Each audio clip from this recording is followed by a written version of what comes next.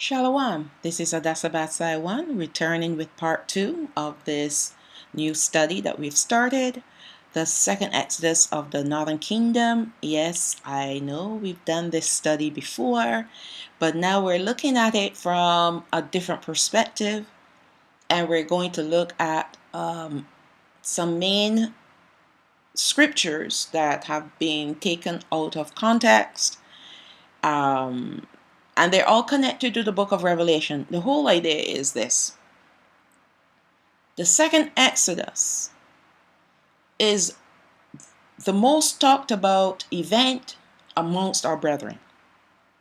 Why? Because it's mentioned over and over again in the Bible. The problem is that people are not reading the scriptures carefully. And because of that, they are jumping on bandwagons that somehow touch them in a certain way. Let me explain to you what I'm saying. We have people out there that are prophesying and saying that they're having dreams, that ships are going to come and take us into the second Exodus. Now, don't ask me how this is going. In their dreams, I don't know how this is going to work out. Because according to the scriptures, people are going to be walking in the wilderness. Well, what they're saying is the wilderness is in Africa, so the ship's going to take you to Africa and blah, blah, blah, blah, blah, right? Nothing could be farther from the truth. Right? And of all kinds of ships they chose are these luxury liners that will give you a nice cushy ride to the wilderness. All right. I'm not even going to attempt to look at that theory. What I'm trying to do here is, because I'm trying to bring all the different precepts in the Bible within the context of the scriptures together, because everything comes at a head in the book of Revelation. So that's why we're revisiting this topic. I've covered this as a separate study, second Exodus into the wilderness, and I've also covered it in chapter 10 of the book of Revelation revised, and I've actually touched a little bit more of it in chapters 11 and chapters 12. After I completed chapter 12, I just felt, okay, now is the time to try to pull all of these events together to show you where it is pointing towards, because we're coming to another event that is going to take place, that has been the talk of the town, lots of different speculations about it, and that is about the 144,000. By the time I have completed this study, there's one more part, you will get a clear understanding as to how all of this is going to connect to the 144,000 first fruits of Yahweh. I also did a study on that, a separate study a few months ago. All right. So now we're pulling it all together, because the book of Revelation is giving us the full picture of the end time events, start to finish. So without further ado, we're going to go into part 2 of the second Exodus of the Northern Kingdom. Now, it is vitally important to know what the second Exodus of the Northern Kingdom will look like, and what they will be experiencing according to the scriptures. So in part 1, I gave you all the information you need according to the prophecies. I looked at 3 main scriptures in Ezekiel, Jeremiah, and Jeremiah. I think there were 2 in Jeremiah and 1 in Ezekiel, Jeremiah and Ezekiel, to show you that the second Exodus is only for the northern kingdom. No other peoples, not the southern kingdom, because we will be gone.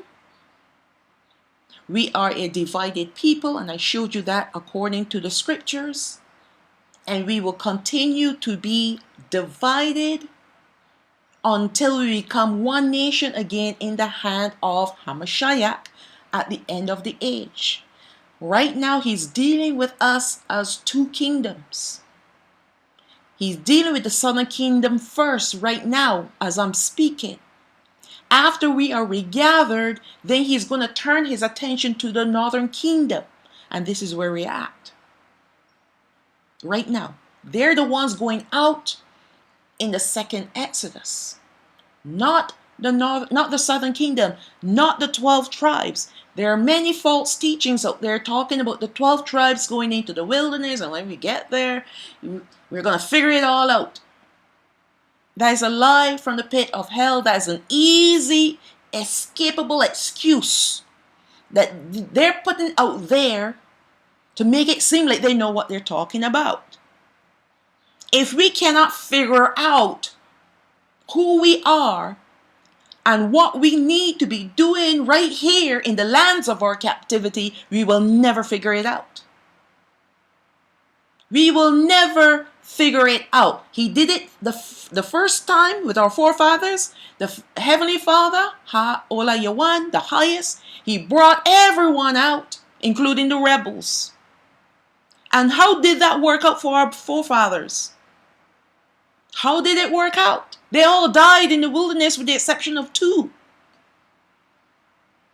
Even Masha didn't make it into the promised land. Or Ahawaran, the high priest, didn't make it into the promised land either.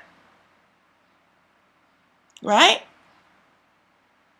Because of the rebels that were tormenting them. So do you think the Heavenly Father is going to do it like that again? No, he's not.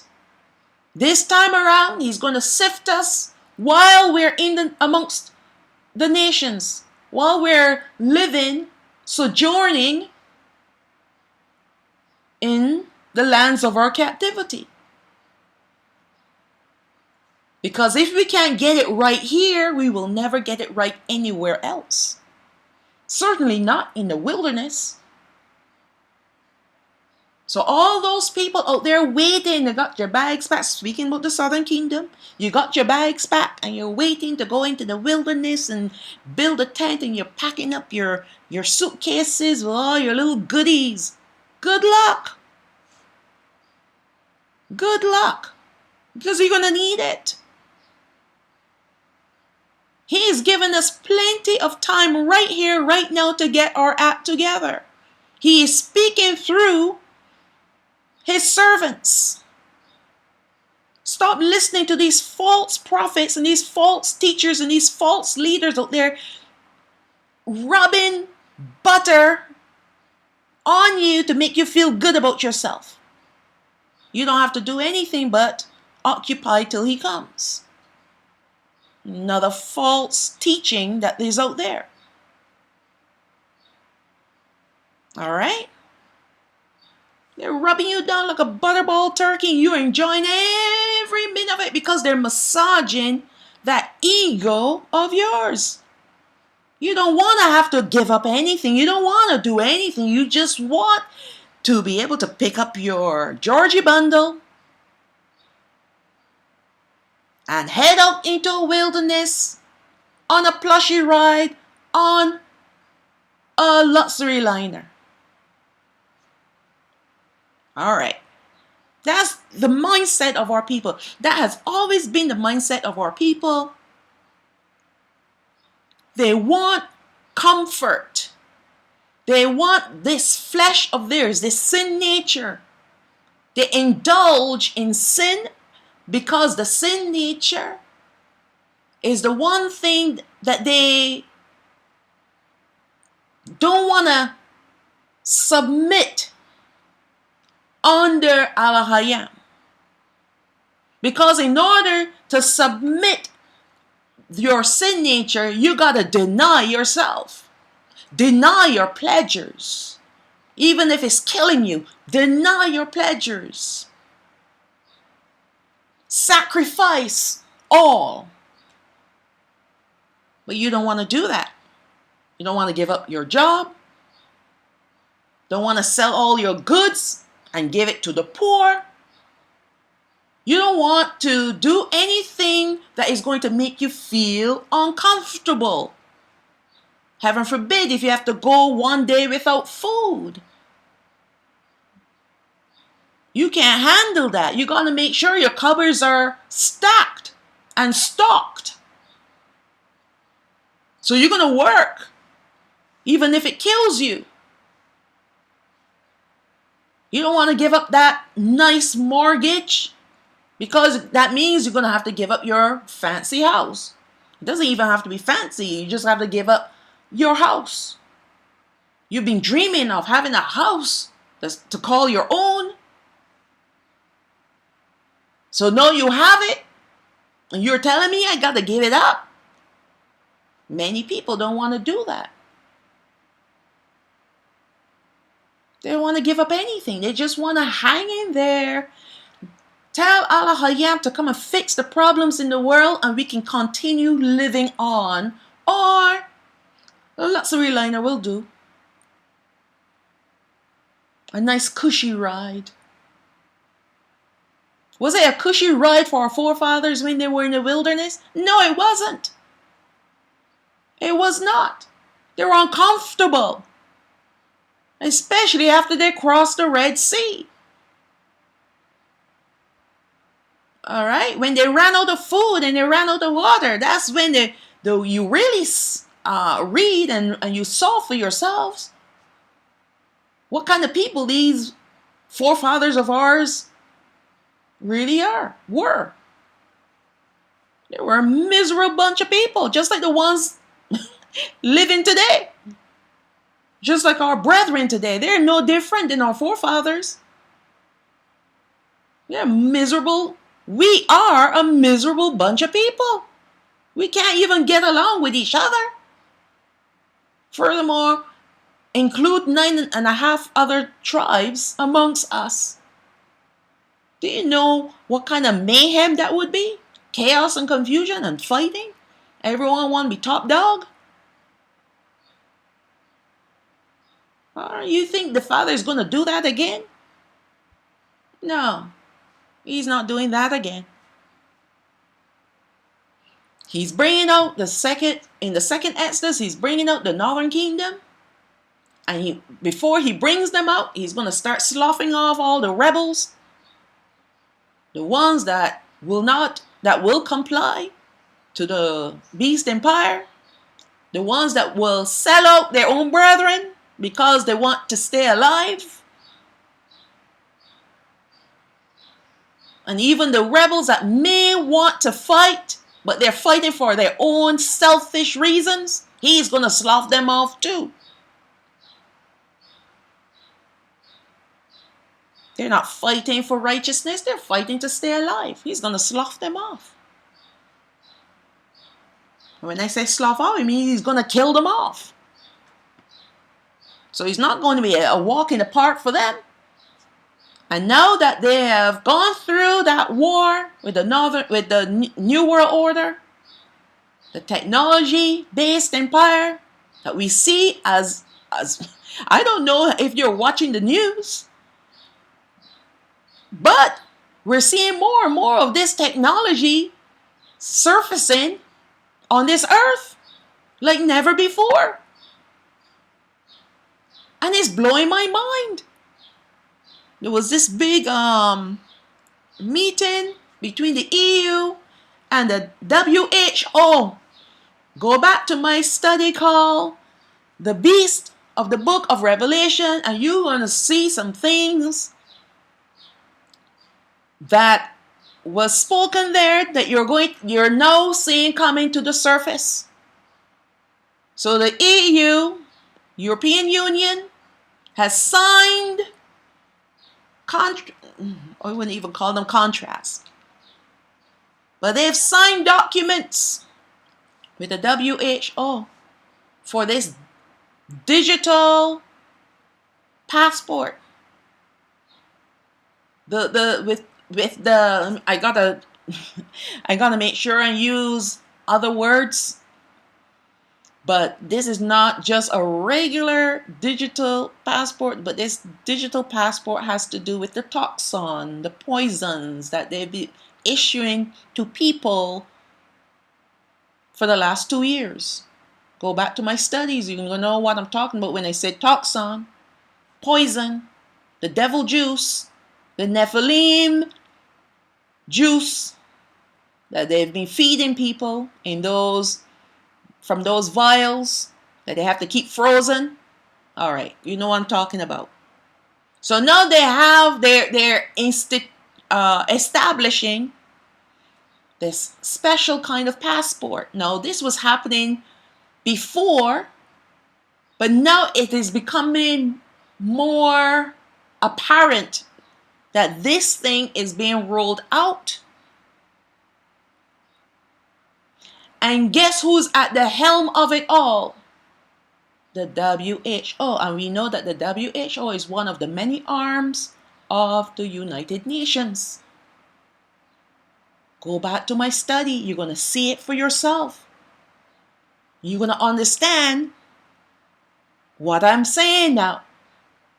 Pay attention to what's happening around you.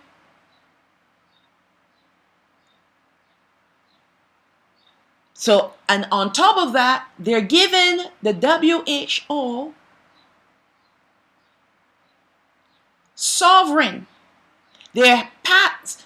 Okay, what they're doing, they're allowing the WHO to have sole authority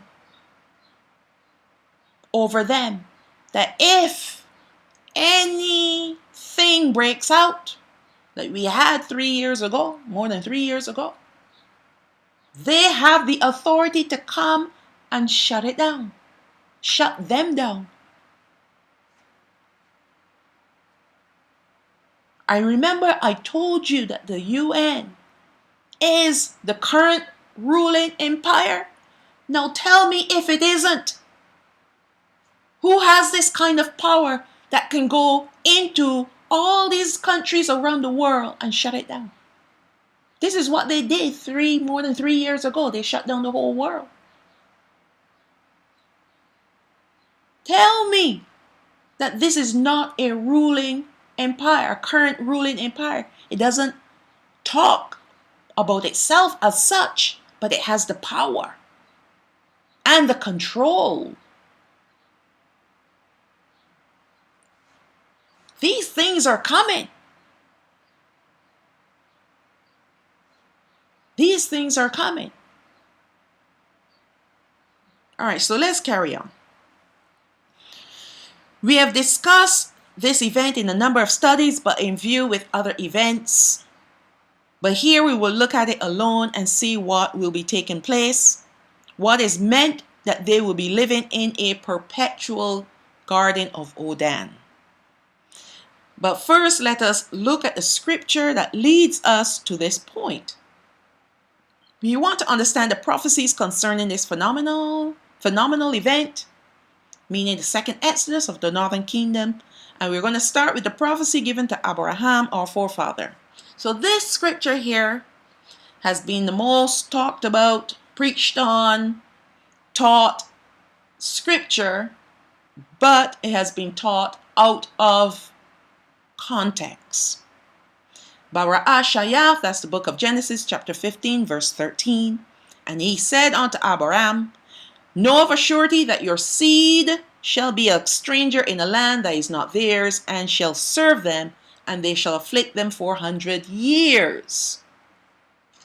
And also that nation whom they shall serve will I judge. and afterwards shall they come out with great substance.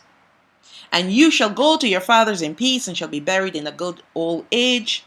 But in the fourth generation they shall come here again, for the iniquity of the Amorites is not yet full. So these portions of the scriptures that I have here highlighted and underlined, we are going to look at these particular ones in completeness, in fullness. So we have a clear understanding about this prophecy. I know our forefathers, our brethren, have been preaching about this 400 years, have been up since 2019 because we were taken in slavery in 1619, so on and so forth. But this is 2023 and we're still in the lands of our captivity. So that could not be it.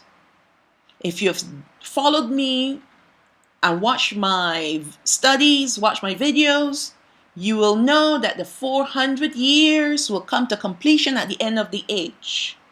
So that meant that we were fed a history that was wrong.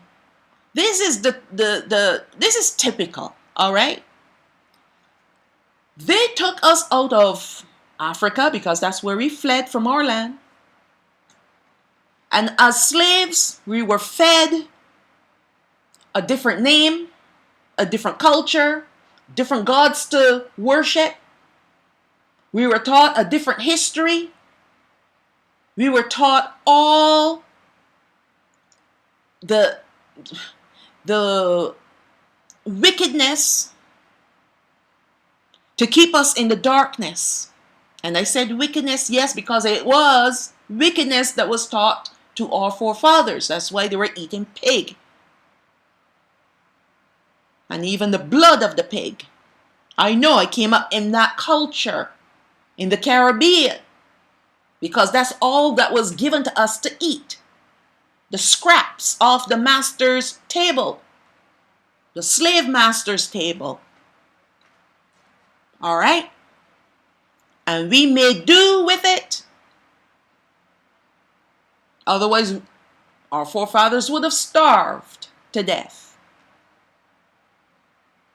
That's their thinking.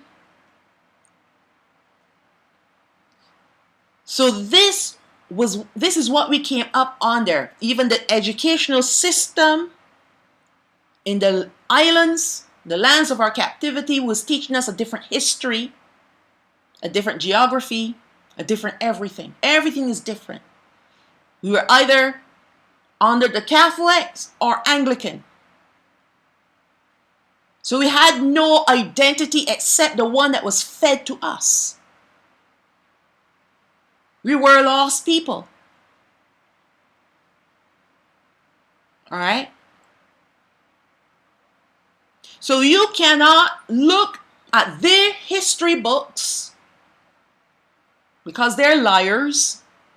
Yes, I said it. They're liars. They're bold-faced liars. Their father is the father of lies, and they come from him. They all came from him. So when you look at their history, telling us that we were taken in slavery in 1619, you cannot believe that. Because the father, he does not tell lies. And when his prophecy said 400 years, it means 400 years. Not 405 years, which is the point we're at right now. So who is the liar? Cannot be Abaraham. It has to be them. So we're not going to look at their history books and their numbers. We're going to look at Abraham's prophecy. And we know that the 400 years will be completed at the end of the age. All right? Now we've gotten that out of the way. Let's start. This prophecy is one of the most talked about prophecies concerning the period of time allotted to the 12 supposed to be tribes, allotted to the 12 tribes in the latter time of their captivity. And it is also one of the most misunderstood prophecy as well. Abraham was given this prophecy about the end times for him to know what his progeny, his future descendants, will experience in the end times. And at the same time, it was given to us to be made aware of what is coming in our generation. So he didn't only give it to the prophets at the time, but it is also for our benefit today. We are the generation that are living in the end times. Matthew chapter 24, verse 32. This is another scripture that is completely taught erroneously. Now learn a parable of the fig tree. When his branch is yet tender and puts forth leaves, you know that summer is near. So likewise you, when you shall see all these things, because in Matthew chapter 24, he goes through events that are going to take place on the earth leading up to the end of times. So he's saying to his disciples that when those who have seen these things know that it is near, even at the doors. Verily I say unto you, this generation shall not pass till all these things be fulfilled. Heaven and earth shall pass away, but my words shall not pass away. Now it cannot be that his disciples were going to see these things, but he was speaking to them so that they can record his teachings for the generations to come. All right? Let's look at Luke's version of this same parable. Luke 21, verse 29. And he spoke to them a parable. Behold, the fig tree and all the trees, when they now shoot forth, you see and know of your own selves that summer is near at hand. So likewise you, when you see these things come to pass, know that the kingdom of Abaraham is near at hand.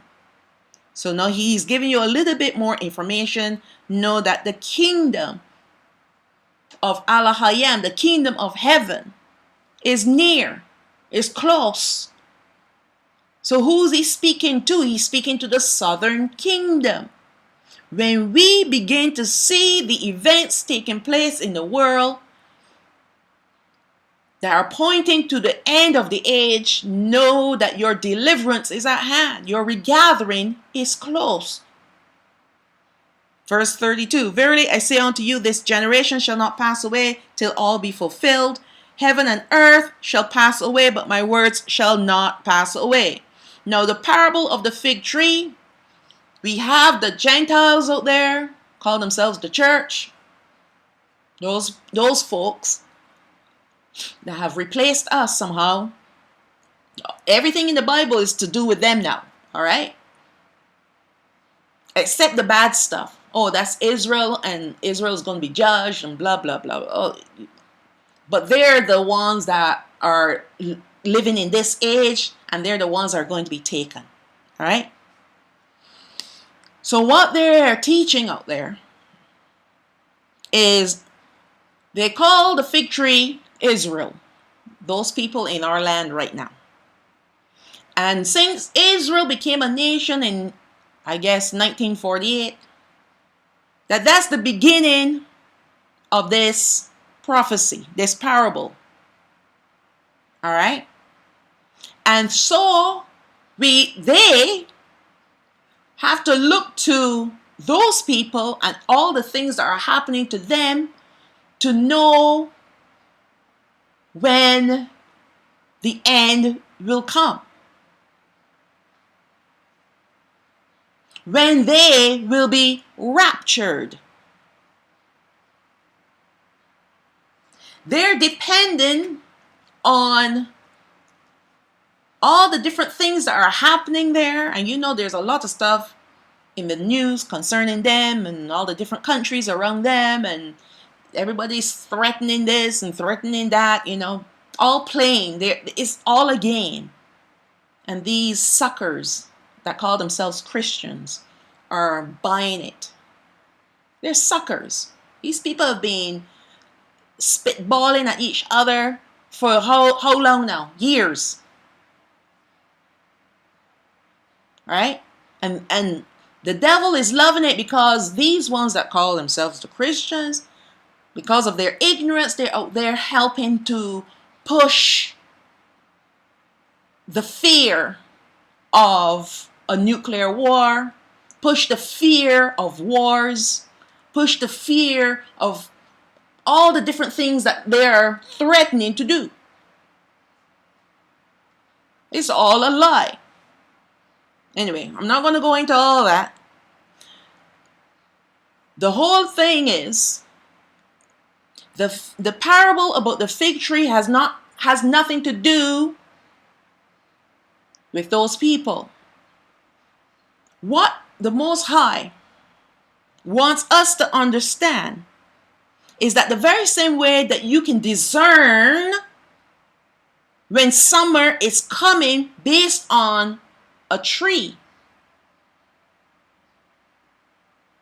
All right?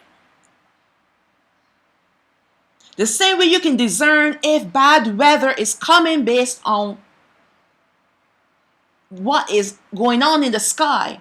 You see the dark clouds. You know a storm is coming. What he wants us to understand is that you need to be able to discern,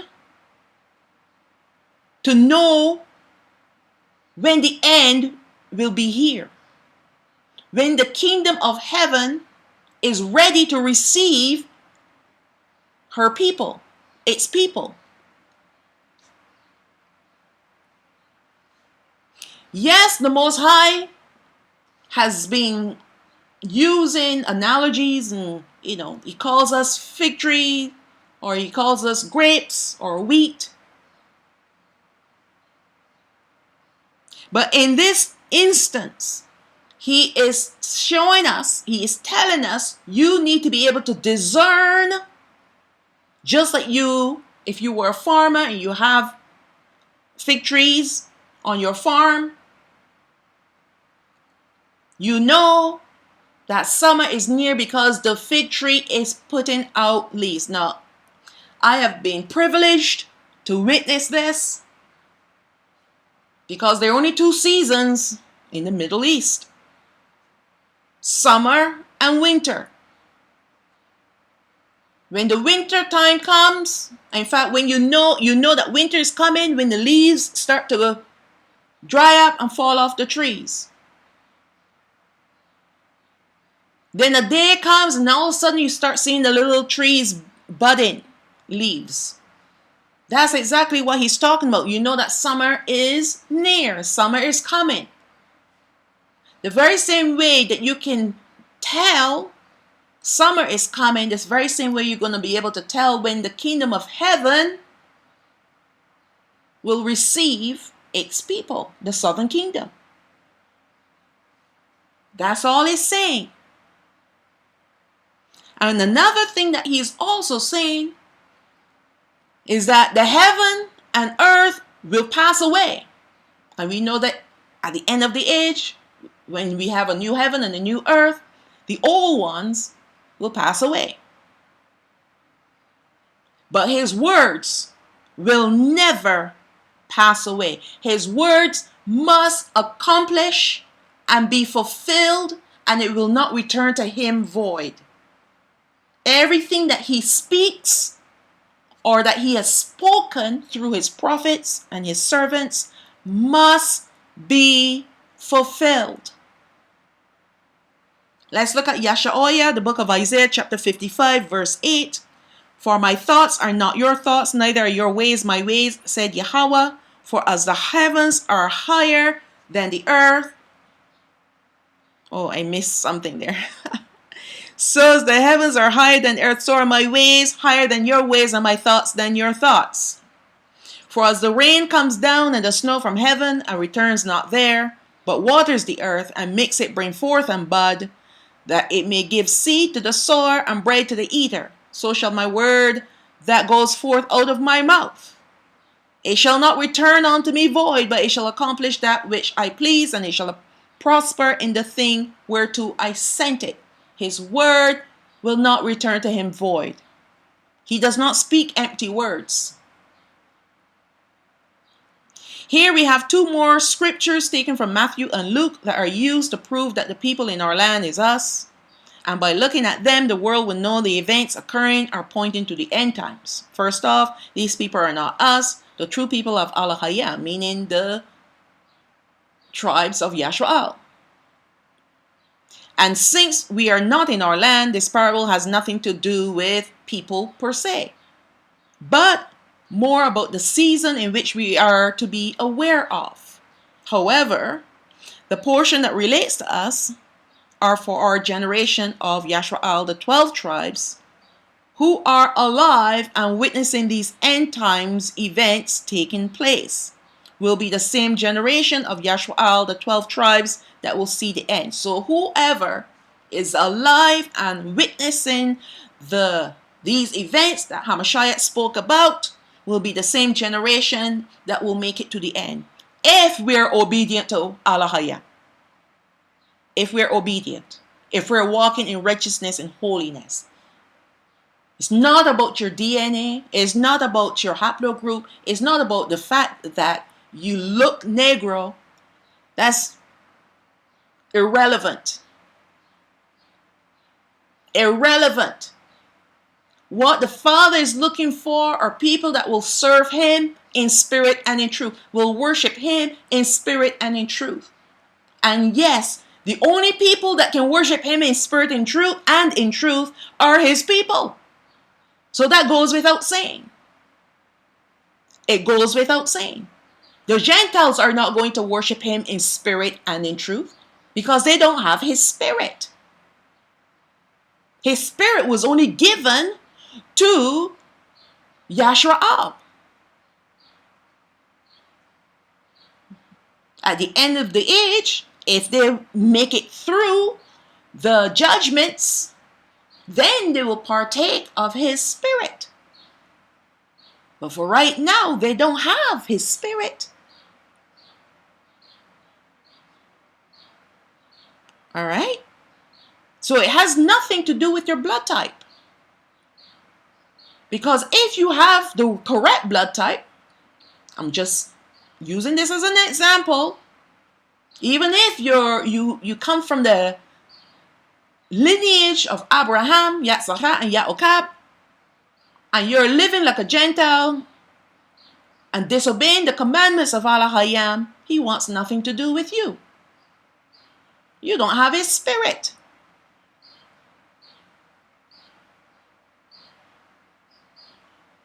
All right.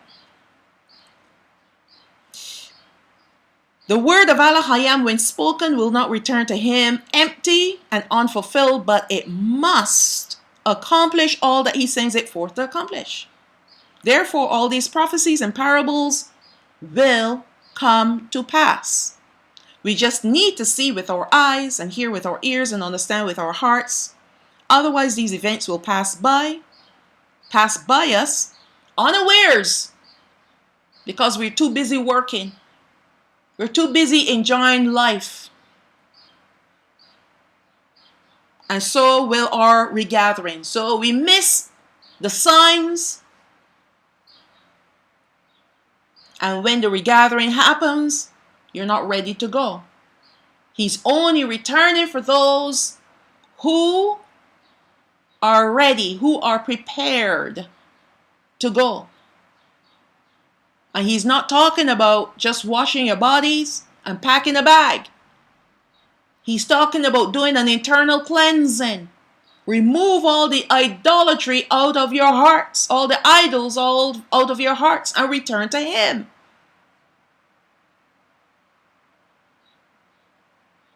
Preparation is a major part of our regathering. Otherwise, we will remain like our forefathers, rebellious and in peril. That's what happened to our forefathers. They came up with their idols in their hearts.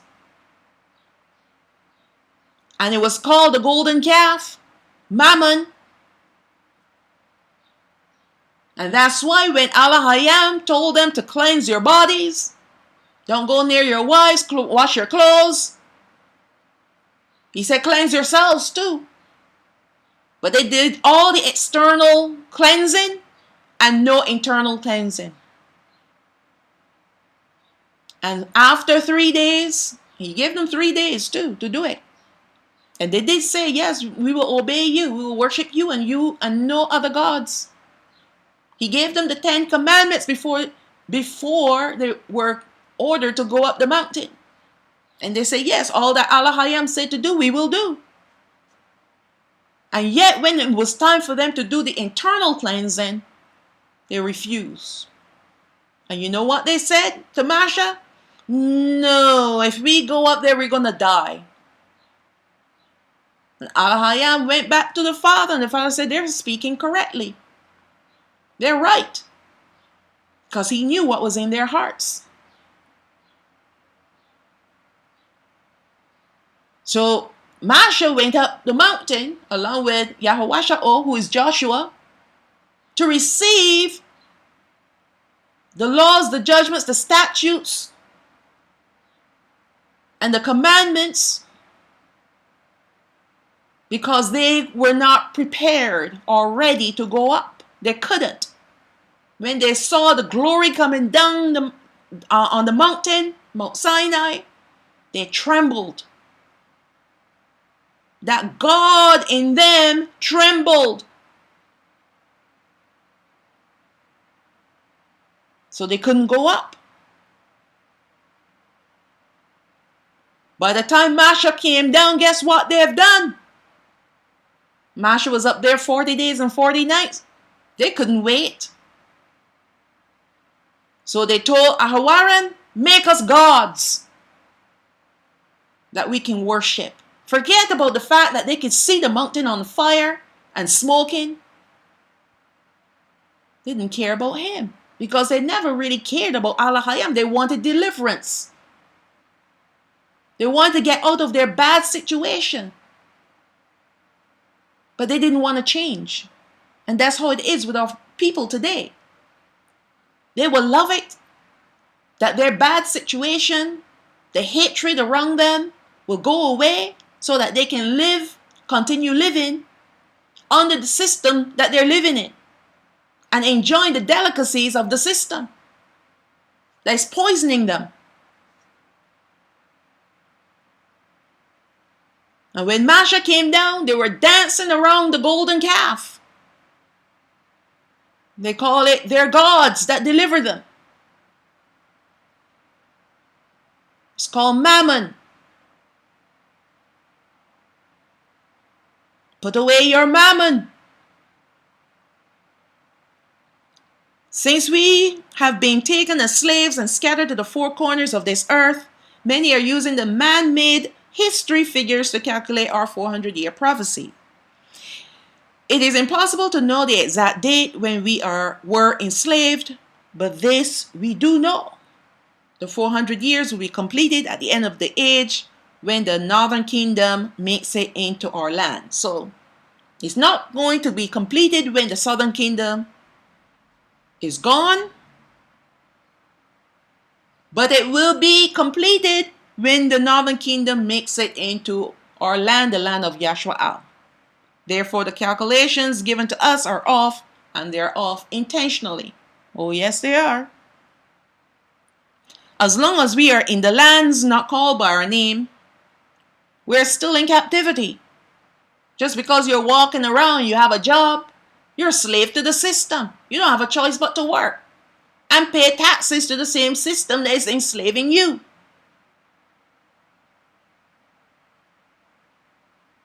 When the southern kingdom is regathered, they will be finally free. When the northern kingdom end their second Exodus journey in, then they too will be declared free, and the 400-year prophecy will then be fulfilled. It's not that when they are journeying, or when they will be journeying, that they will not be free, because they will be.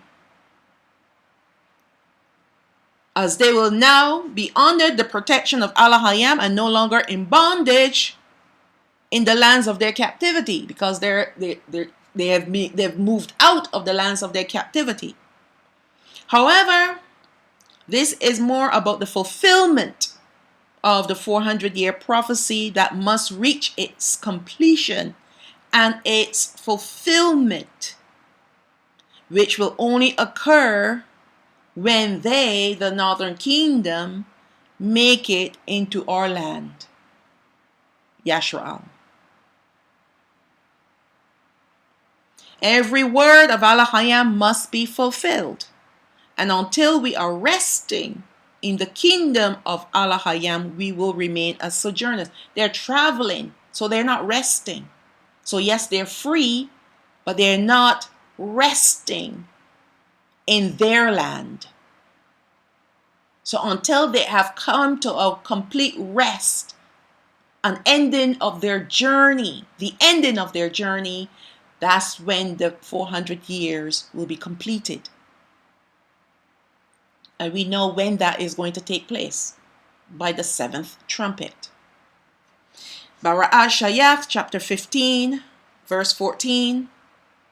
And also, that nation whom they shall serve will I judge, and afterwards shall they come out with great substance. This is a part that our people love to read about, because they want the reparations that are due to them.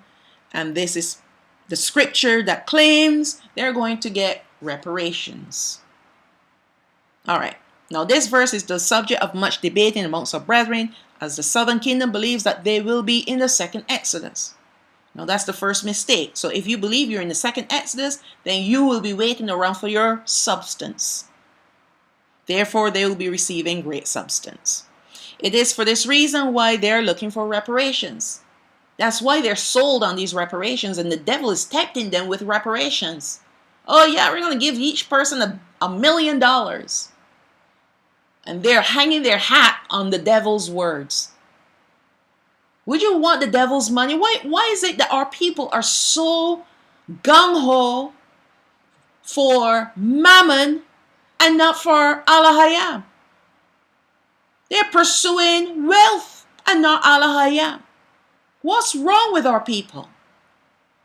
I don't get it. When we have Abaraham, we will receive everything that we need plus more. But when you go after the devil's filthy lucre, you know what you're going to get? Curses. All the money that they have in this world right now, with the exception of the one that the Father has put aside, the wealth that he has placed aside for his children, the northern kingdom, everything in this world is contaminated by the blood that was shed in order to receive this blood, to receive this money. They killed to get this money, and that's the same money that they want to give to you. Cursed money.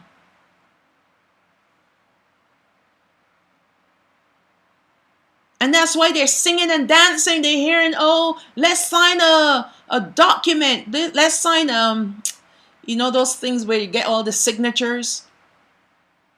Declaring, demanding our reparations. Because we were enslaved. You know what? The Father, Heavenly Father, was the one who caused you to be enslaved. Our forefathers, that is. Well, we're still in slavery. Why? Because of their disobedience. There's nothing owing to us. We brought this upon ourselves.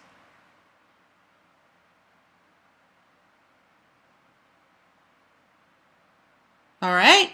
We brought enslavement upon ourselves because our forefathers kept choosing to go after pagan gods and doing the wickedness that the Father said not to do. So what did he have to do in the end? Send them away. Enslave them. Maybe their hearts will return to him. And when things get too rough, then they start crying out. And you know what he would do? Send a deliverer to bring them out. and they'll be good for a season, and then they go right back doing the same thing over and over again, going after other gods. Even though he provides magnificently for our forefathers, when they came into the land promised to us, the land flowing with milk and honey, richness and sweetness, did they have to labor to build a house?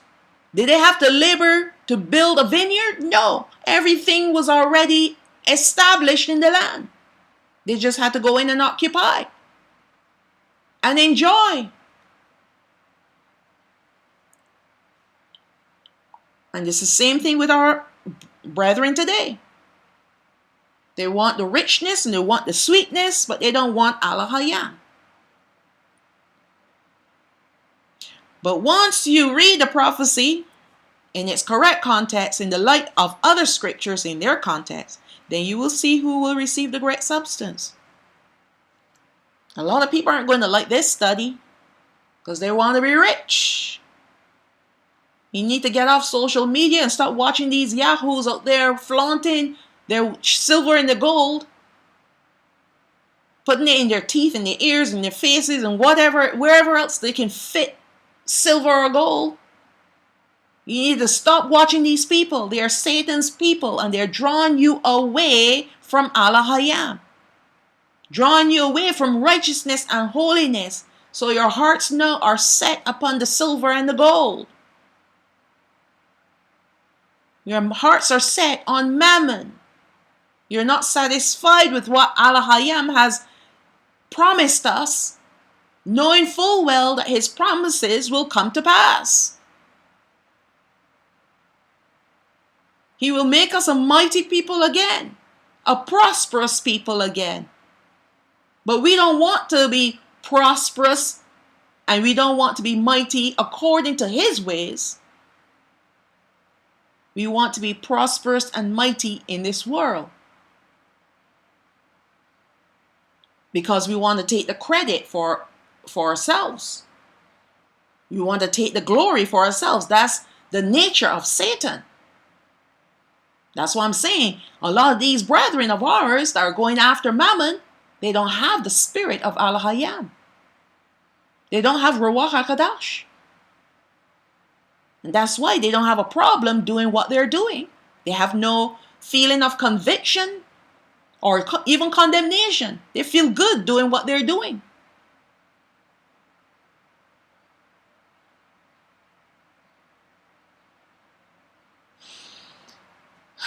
The first thing to recognize is that it is a nation, singular, and not nations, plural. The NWO empire will be comprised, made up of all the nations worldwide, and hence even those that have enslaved our people to become one nation. So that's why it says nation and not nations.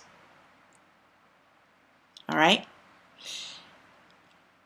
Led by the beast called the anti-Messiah. So the NWO is one beast and the anti-Messiah is another beast. After the Northern Kingdom is awakened, the NWO empire will take its place and try to bring everyone under its control through its digital policies, and that is happening right now. I spoke about it earlier. Not just the passport, but the ID as well, the identification. Everything is going to be digital,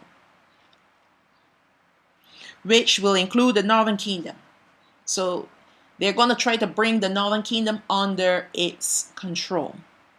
And because of the stricter mandates that will involve in attaining to their digital policies, the Northern Kingdom will be singled out as they will not comply. Once they are awakened that they are the Northern Kingdom of Yashwa'al, the Father will put it in their hearts not to submit. There will be some that will, because many of those brethren, the Northern Kingdom brethren, they're going to be sold out to the beast. Why? Because they're going to love their lives where they are, the countries that they're living in, and they are not going to want to give that up. Their livelihoods, whatever they have, they're not going to want to give it up. And the beast empire is going to give you, he's going to give you promises. He's going to make you promises. False promises that you're not going to be able to refuse. He's going to tell you, hey, if you give up all that you own, I'm going to give you this. I'm going to give you a house to live in for free. I'm going to give you free food, and I'm going to give you money every month. You don't have to work. You just need to sign these documents, sign over everything that you have, and on top of that, go take the talks on. When you take the talks on, we know that you're serious and you want to do business with us. So until you do that, we're just going to lock you up and leave you there to die. And many of our brethren are going to think, no, I don't want my children to die. I don't want to die. So I'm going to sign on the line. I'm going to go and do what they say to do. Because it doesn't sound too bad, a life. They've built marvelous houses for us to live in. And it's all free. Oh yeah, they're going to be sold out for sure. So it will mean that they will have to fight to stay alive, as these beasts will not tolerate them, or anyone for that matter, to remain alive if they choose not to comply or submit to it, meaning the beast demands. Now this will mean war for the northern kingdom against these beasts. Now the northern kingdom must and will fight. This is their time of martyrdom. All right, and that's why in the prophecies in Daniel, it talks about that the little horn will make war with them and prevail, and the beast will make war with them and prevail. All right, so we know that there will be a war, and what will trigger the war is the same thing that I'm speaking about.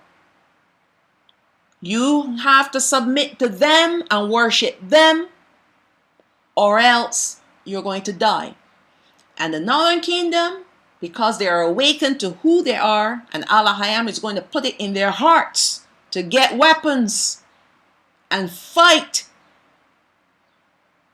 All right? It was not given to the southern kingdom to fight.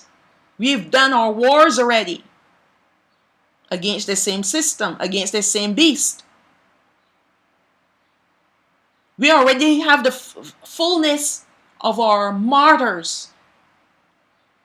Those are the souls under the altar. All right? In seal number 5. Those are the souls of the martyrs of the southern kingdom that are waiting for the souls of the northern kingdom to be also to join them where they are. So that means that the northern kingdom, they're going to be slaughtered. But they're going to be doing it, they're going to be fighting for righteousness. And they're going to be led in a war against the NWO. They will do little damage, but they're not going to be able to take down this system, this beast empire. It was not given for them to do it. The Father himself is going to stop this beast in its tracks after the number of the martyrs of the northern kingdom is fulfilled. That's why after this war, there will be no more wars for them to fight. There will be those brethren that will comply, but they will be killed off, as the beasts are not really interested in keeping any of the northern kingdom brethren alive. the Father will put it in their hearts, the beast, to kill off any of the brethren that comply to their wishes and their demands. He will destroy the northern kingdom if they comply to the beast. Therefore, the nations plural will become the nation singular called the NWO. And it will be judged. So that word judged means dawan, means to contend. He's going to fight against them, strive against, and he's going to decide against them as judge. So the Father knows who they are, and he's going to judge them. He already judged them, as a matter of fact. But he is not ready to punish them just yet. So they're going to be deemed punishable, and then the devastation by the great earthquake, which is seal number 6. That's going to be the punishment for many of those people that are part of this NWO. The system itself, the empire itself, is going to go underground. It's going to come back one last time, but it's not going to be as powerful, and it's going to be dependent on the whore of Babylon that will ride its back in order to attain some sort of power on the earth. You're going to see that when we get to chapters 13, 14, and I believe 15. Those 3 chapters dealing with the whore of Babylon. Now this will bring the war to an abrupt stop, as the beast will prevail against our brethren, and now they will leave their lands with great substance and acquire more all along the way until they come together as the one nation called the northern kingdom of Yashva'al. So they will leave their land. This is after the great earthquake, and we know this will happen 45 days after the 6th seal, which is when the 7th seal will be open, and 45 minutes after the 7th seal is open, then they will start their great exodus. And they'll be leaving with their substance. And they will be gaining substance all along the way. We're going to see that in part 3. The great earthquake will cause much deaths, and the wealth left behind will be for the northern kingdom. So that great earthquake, not only is it going to devastate the land, let's start from the beginning. Not only will it devastate the NWO, but it will devastate the land and the people living in the land. And that's when the northern kingdom will be able to go into houses as they're passing through these empty cities, these empty houses, and there'll be wealth sitting there for them to take. Cattle and flocks and herds, all kinds of things, not just cities. We're talking about little towns, villages, because they're in Africa. So they're going to be passing through all kinds of places to reach the one destination where there will be 9.5 tribes together. So they're coming up with great substance. And this is the clean stuff that Abaraham has set aside just for them.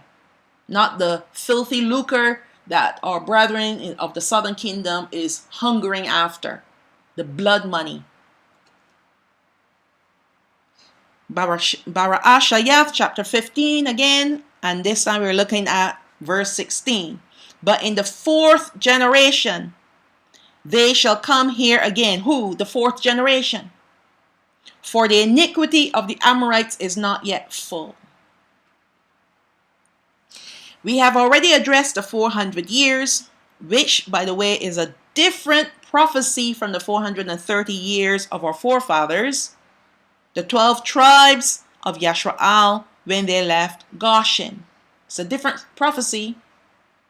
We know that the 400 years are tied to the 4th generation, and with an excellent purpose.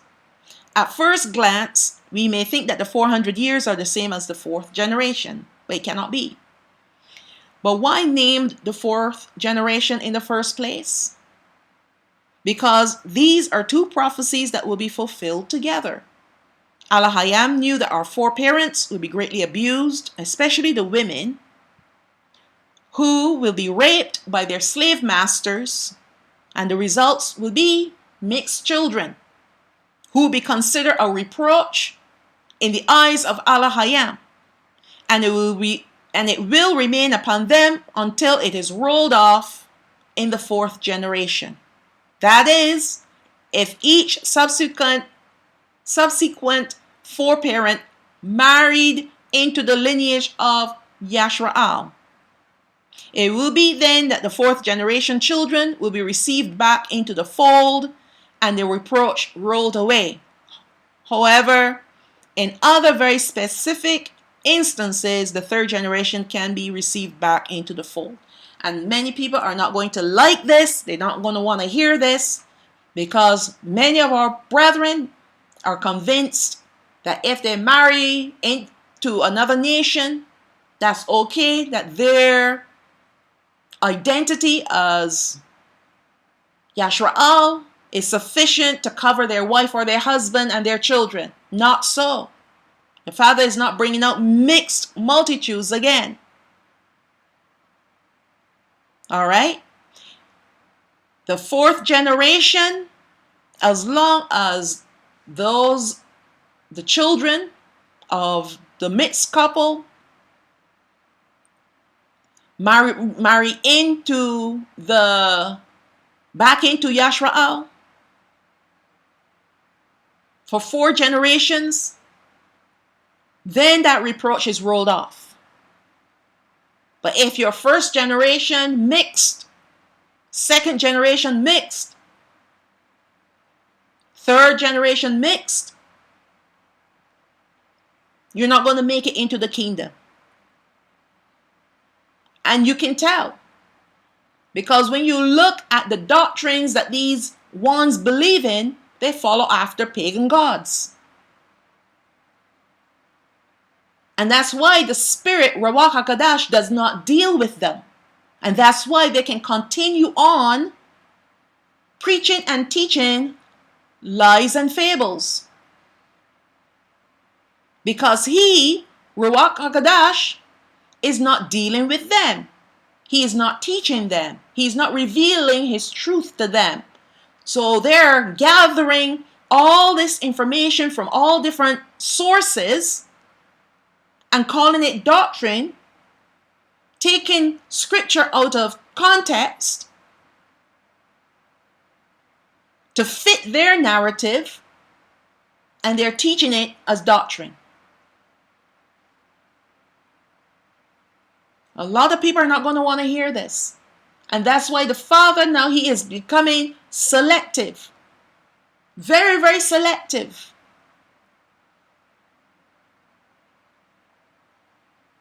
All right? And this is especially now, knowing who you are, and you still insist on marrying someone outside of your lineage. You're doomed. You're doomed.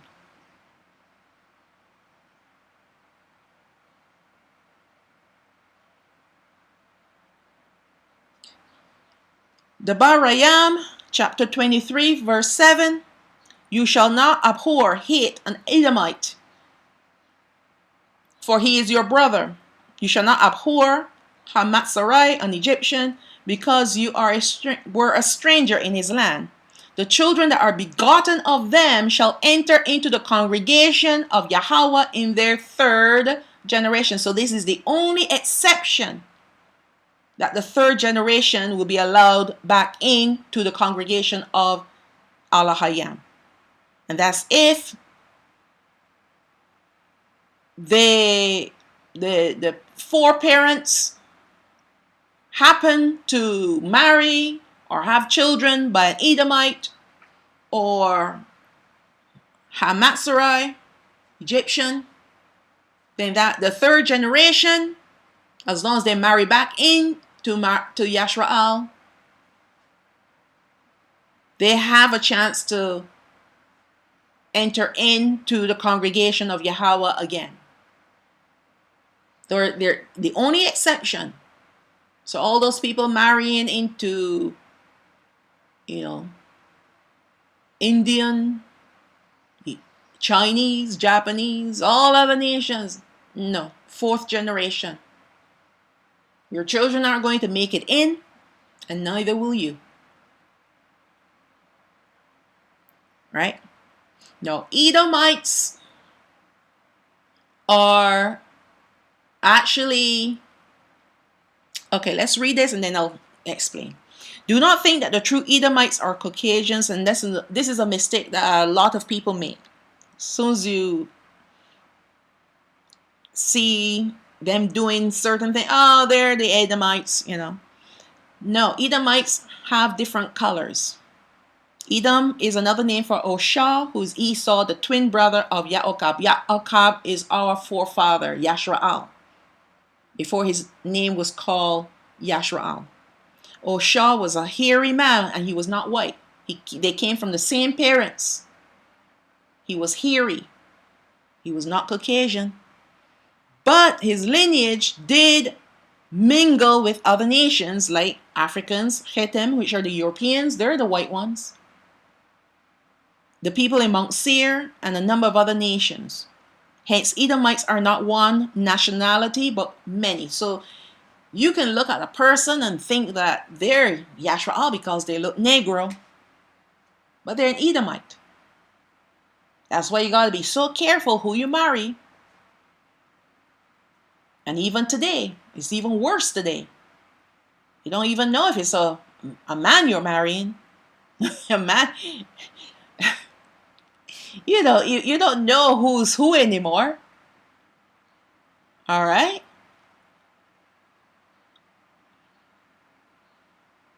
But Edomites, they come in many different colors. That's why sometimes I listen to some of the things that people are teaching.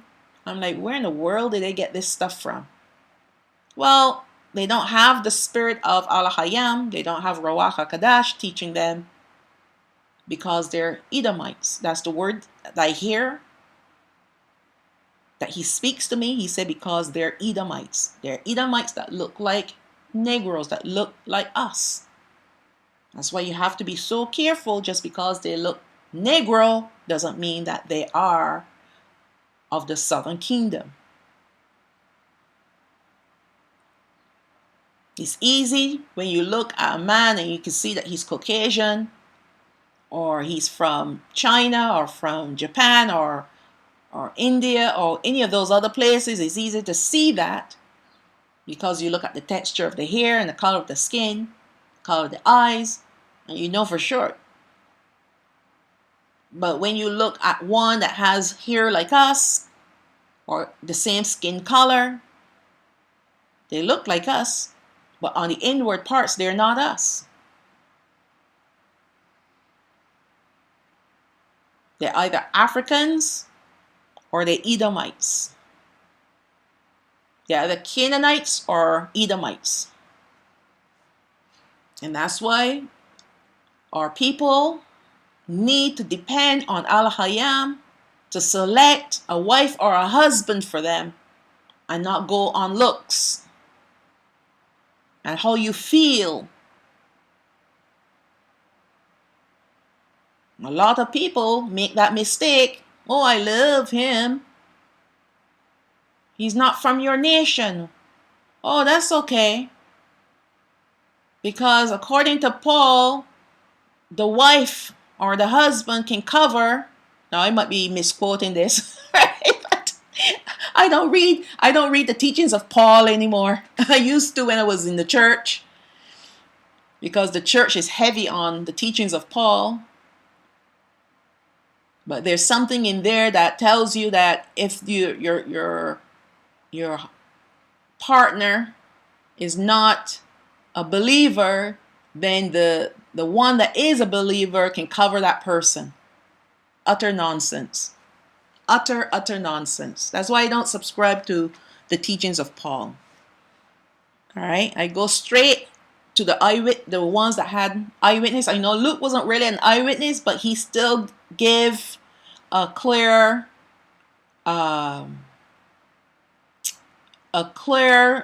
teaching based on the other gospels. But I don't subscribe to Paul at all. All right. So Baraashayath chapter 36, this is the book of Genesis chapter 36 verse 8. Thus dwelt Oshah, this is Esau, in Mount Seir. Oshah is Edom. So here the father is saying who Edom is. It is Oshah, Esau. And these are the generations of Oshah, the father of the Edomites in Mount Seir. Baraashayath chapter 50 verse 22. And Yahweh dwelt in Matzorayim. This is Egypt. And he and his father's house. This is Yaokab. And Yahweh lived 110 years. And Yahweh saw Ephraim's children of the third generation. The children also of Mashir, the son of Manasseh, were brought up upon Yahweh's knees. So we know about, I did the calculations a long time ago, how long after Yahweh died that the 12 tribes were taken out. I believe over 100 years after he died. That's when they were taken out, because after Yahweh died, then the Egyptians enslaved 11 of the tribes, not Lawai. Lawai was smart to stay out of it, but they tricked them into working for them, and then they became their slaves. And I believe that was for over 100 years. So the generation that came out, because we know that Yahweh married an Egyptian. Yes, he did. He became governor in Matzorayim. Matzorayim. He was the second highest beneath Pharaoh because of the miracles that he did there. And he was the one who caused the household of Yaokab to prosper and blossom. And they grew in numbers and in might. And after he died, then they started to deal with them in a very tricky manner. But it was actually when Lawai, who was the father, the progenitor for the tribe of Lawai, when he died, that's when they put their works into action. But they were thinking, we need to deal with these people.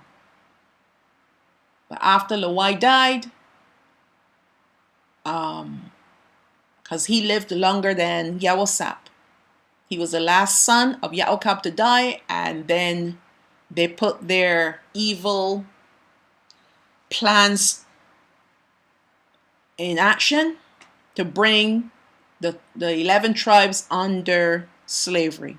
So by the time they came out, Yahweh's children, which will be Manasseh and Manasseh and Ephraim, it would have been the fourth generation.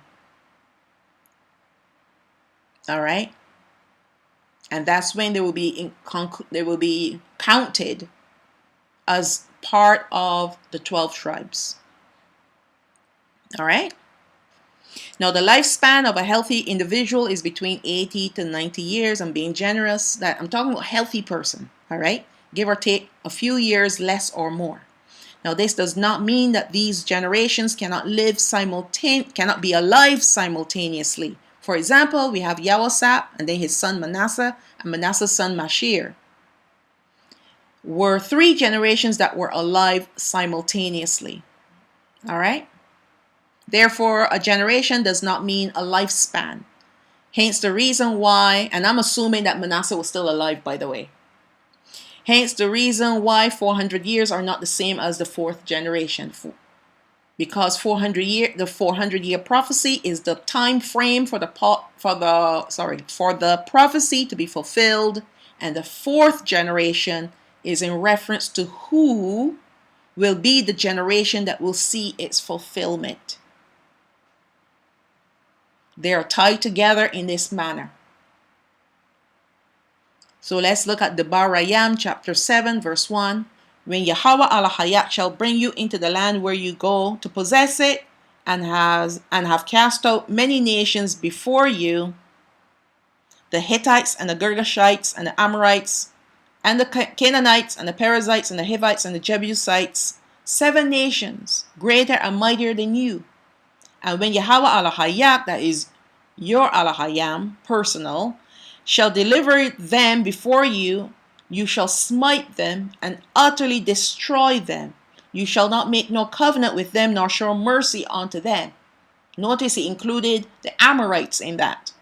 Neither shall you make marriages with them. Your daughter you shall not give unto his son, nor his daughter shall you take unto your son. For they will turn away your son from following me, that they may serve other gods. So will the anger of Yahweh will be kindled against you and destroy you suddenly. But thus shall you deal with them. You shall destroy their altars and break down their images and cut down their groves and burn their graven images with fire. Why? Because they were corrupt people. They were polluted, and everything that was attached to them, whether it was their flocks or their flocks or their gold or their silver, had to be burnt with fire. Now, there was an exception to a few that the Most High allowed them to take their flocks, and even some of the people, not the men, usually females, and they had to be young virgins, never married, to bring them into the fold. All right? But those are very select people that he did not consider corrupt. I mean, everyone is corrupt because as long as he is not their Alahayam. But the reason why these ones were so corrupt is because they indulged in strange flesh. They ate human flesh. They drank human blood. They sacrificed their children in fire. They sinned against their own bodies. They sinned against the animals. They were wicked. Extraordinarily wicked. So those ones, the Most High said, don't even touch their gold or their silver. Don't touch anything belonging to them. Just burn it with fire. Burn it. Verse 6. For you are a holy people unto Yahweh Alahayak. Yahweh Alahayak has chosen you to be a special people unto himself above all people that are upon the face of the earth. Now, this is the reason why he is so protective over us and why he has commands. He gave us commandments and laws, statutes and judgments to follow, because we cannot live like the Gentiles do. We are a holy people because he is holy. He is our Alahayam and we are his people. And as he is holy, so we must be holy. So we can't just go marrying any and every person out there. Because what we're going to do is bring idolatry and paganism into our homes and into our hearts. You might think this person is saying, yes, yes, yes, I believe in what you believe in, but you don't know the heart of that person. You don't. Because if they are not of our lineage and they're not believing in Alahayam, just because they say with words that they believe doesn't mean that their hearts are following after him. There's paganism in these people's hearts. And it will come out in such a way, and because you love the person so much, you're going to want to compromise your stand. You're going to want to compromise to keep the peace and to keep the relationship going. But this is how the devil works. You may compromise one step, and before you know it, you are completely sold out to that person's God. The Jesus that they're serving, the Christ that they're worshiping. You might try to say to yourself, justify it to yourself by saying, well, really and truly, we're serving the same person, just different names. But it's not that. It's not that at all. Different names mean different people. Okay, verse 7. Yahweh did not set his love upon you, nor choose you, because you were more in number than any other people, for you were the fewest of all people. But because Yahweh loved you, and because he would keep the oath which he had sworn unto your fathers, that oath is the covenant that he swore unto Abaraham, Yitzchak, and Yaakov. Had Yahweh brought you out with a mighty hand and redeemed you out of the house of bondmen, the house of bondage, from the hand of Pharaoh, king of Mitzrayim. And this is where we are today. We are living in bondage. We're living in the lands of our captivities until we can go home and worship him in the manner in which he has taught us to worship him.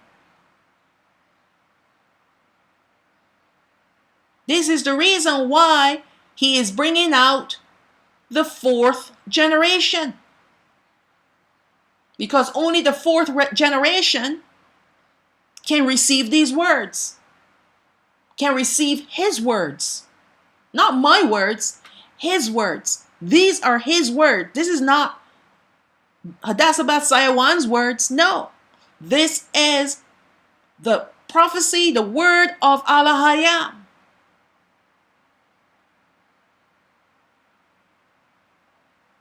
Verse 9. Know therefore that Yahweh Elohayah, he is Elohayim, the faithful Elohayim, who keeps covenant and mercy with them that love him and keep his commandments to 1,000 generations. And this is how you know when a person is in covenant with him, because they love him and they keep his commandments. Because you can't say you're keeping covenant and you're disobeying his commandments. And when you disobey his commandments, you're hating on him and you're definitely not in covenant with him. Verse 10, and repays them that hate him to their face to destroy them. He will not be slack to him that hates him. He will repay him to his face. You shall therefore keep the commandments and the statutes and the judgments which I commanded you this day to do them. So here's the reason why he's saying to them, this is why I don't want you to be married into all these other nations. Yes, he called them Hittites and Girgashites and Amorites and Canaanites and all these different, but today we have other nations, we call them Gentiles. He doesn't want us marrying into them either. Because we don't know what's in their hearts. They can say a lot of sweet things with their lips. That's why a lot of people get trapped in marriages. That's why they end up with divorce, because the person that they thought they married turns out to be someone else. All right? They turn out to be someone else, completely contrary to who they thought they were, with strange habits and a stranger lifestyle.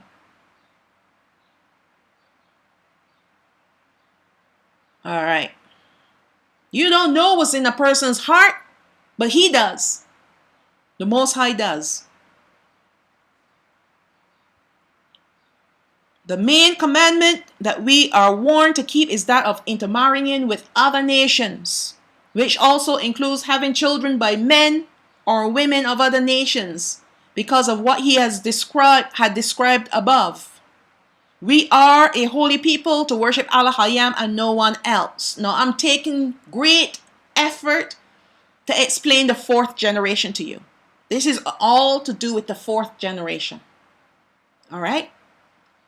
These other nations have their gods, and it takes very little persuasion for our people to turn away from Elohim and worship gods. Happened to our forefathers and it's still happening to us today. There are a lot of people that walking around saying, I'm awake, I'm awake, I'm a Hebrew Israelite, but yet you're calling on Jesus and Christ and Lord and God and all the different pagan gods as their gods. They don't have a problem with it because they're not awake. They're not awake. I know they're not awake, because when you become awakened to the truth, you'll know that the gods that the slave masters gave to you are their gods, and you should not be calling on them. So you're not awakened. You're watching videos of people talking this and talking that. You look at yourself in the mirror, you realize, well, hey, I look like these people, so this is who I am. You can parrot what these people are saying, but it doesn't mean that what you're saying or what you're thinking is mixed with faith. And it's not revealed to you by Ruach HaKodesh, because once he brings revelation, he also brings change. Because there's no way that you can absorb the information coming from Ruach HaKodesh and not be changed. Impossible. But because you are reading and watching and listening to people, and you're parroting what these people are saying, but it's not penetrating your hearts, because Ruach HaKodesh is not teaching you. All right? So you don't feel convicted calling on the name Jesus, that pagan god that was fed to us for generations.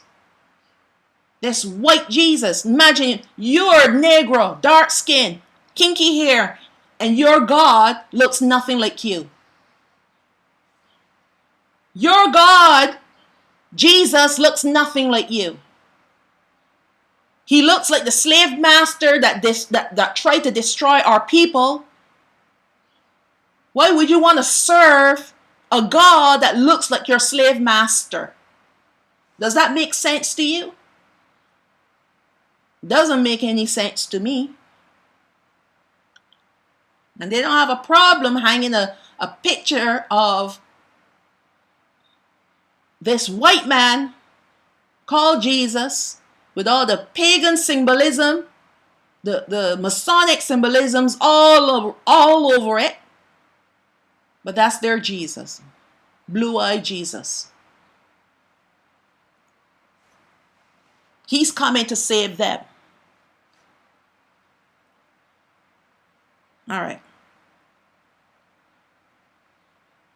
Shalawam chapter 20, verse 3. You shall have no other gods before me. You shall not make unto you any graven image or any likeness of anything that is in heaven above, or that is in the earth beneath, or that is in the water under the earth. You shall not bow down yourselves to them, nor serve them. For I, Yahweh Alahayak, am a jealous Alahayam, visiting, and that means to attend to, punish, observe the iniquity. And iniquity is a distortion or perversion of his commandments. When you break his commandments, in other words, of the fathers upon the children unto the third and fourth generation of them that hate me. Who hates him? The forefathers that broke his commandments.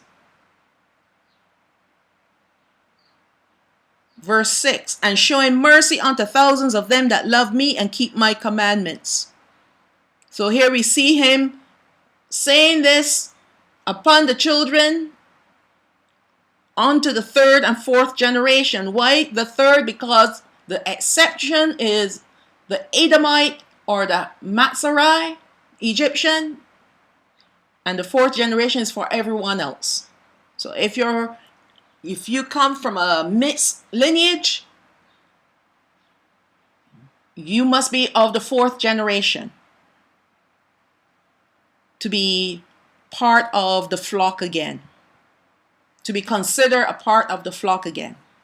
Shalawam chapter 34 verse 6, and Yahweh passed before him. This is Masha, when he asked him to show me your face, or show me your glory. And Yahweh passed by him and proclaimed, Yahweh, Yahweh Alahayam, merciful and gracious, long-suffering and abundant in goodness and truth, keeping mercy for thousands, forgiving iniquity and transgression and sin. And there will by no means, I made a mistake there, will by no means clear the guilty, visiting the iniquity of the fathers upon the children and upon the children's children unto the third and to the fourth generation. So he is going to visit the iniquity of the fathers upon the children and upon the children's children unto the third and to the fourth generation. That's why he spoke about the fourth generation that will return to the land. The fourth generation. In order to understand more about the prophecy, because we're moving on now to the Amorites.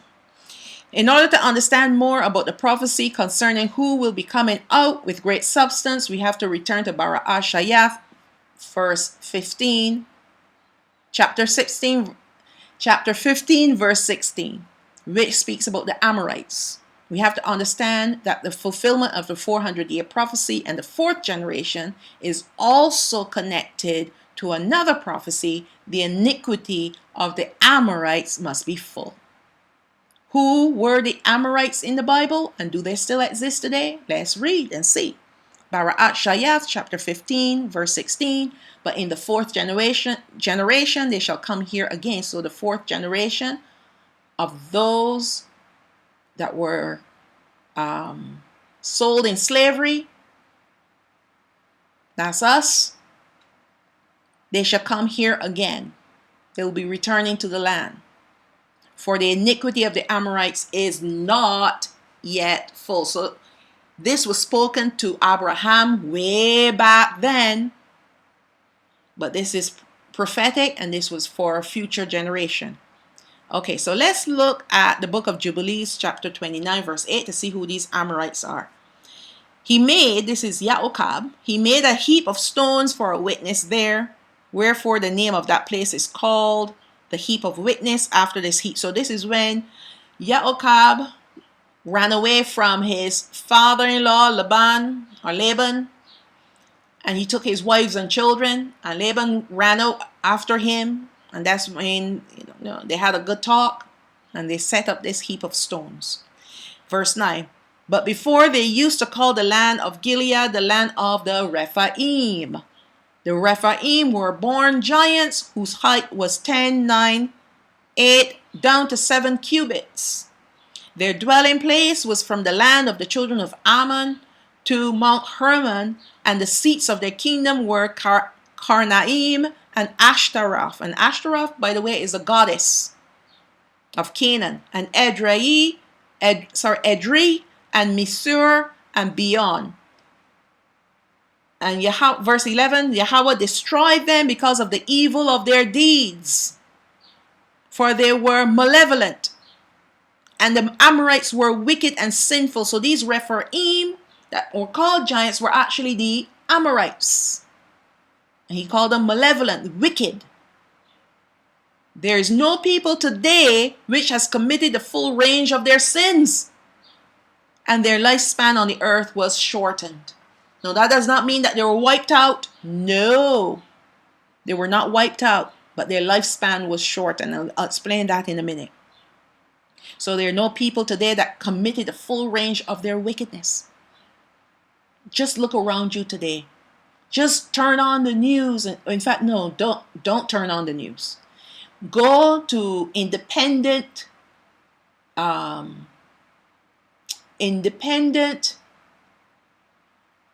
news coverage.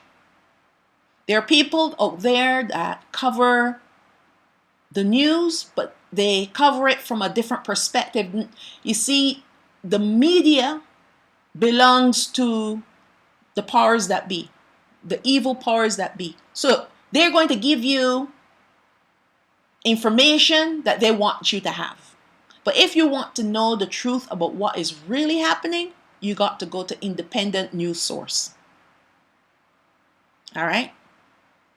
To see exactly what is happening. There's some people that just give it to you in under 1 minute, and they'll broadcast things are happening around the world, you know, whatever, just like I was explaining to you about the EU and the WHO. They will tell you within a minute, the shorts on YouTube, all the different things that are happening in different countries, the laws that they're passing, the events that are taking place. It's there for you to see.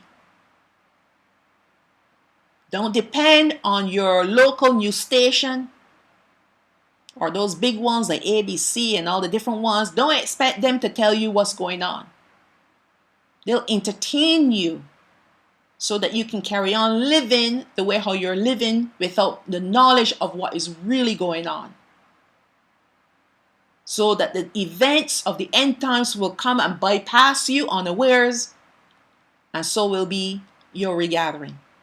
Because once you don't know what's going on, once you're ignorant to the truth, how can you get prepared? But if you know that something is going on, you will start to think, I need to prepare myself. No, the Amorites were giants, the Rephaim, back in the times of the Bible. They were the offspring of the Nephilim that never really went away even after the flood in Baraashayath chapter 6, the book of Gensis chapter 6. The Nephilim returned after the flood through the wife of Ham and then his son Canaan. The Nephilim spawned many different races of giants throughout the ages. We had the Rephaim, the Zuzim, which is Zazumim, the Imem, and the Anakim. Now, these tribes of giants are mentioned in the Bible, and this was what they were, tribes of giants that mingled with the nations. Goliath was also a giant with brothers who were also giants, but they were Philistines. Therefore, this Nephilim bloodline was spread throughout the other nations, and it was for this reason why Abaraham would instruct Habanai or Yashrael, that's the children of Yashrael, not to take prisoners, intermarry with them, or take their substance, but to destroy it all with fire. Because they were a very wicked people and a cursed people as well. Therefore, everything that they had, all their substance, were also considered cursed. And Yahweh commanded that our forefathers burn everything, including them, with fire. And yet we have the ones here looking for reparations from these Amorites. And I'm going to prove to you that they are Amorites. Now, because these giants were offspring of the fallen angels, they had an incredible long life expectancy. And to preserve mankind on the earth, Elohim shortened their lifespan. These giants were unbelievably wicked, and every evil thought that came to their minds they performed.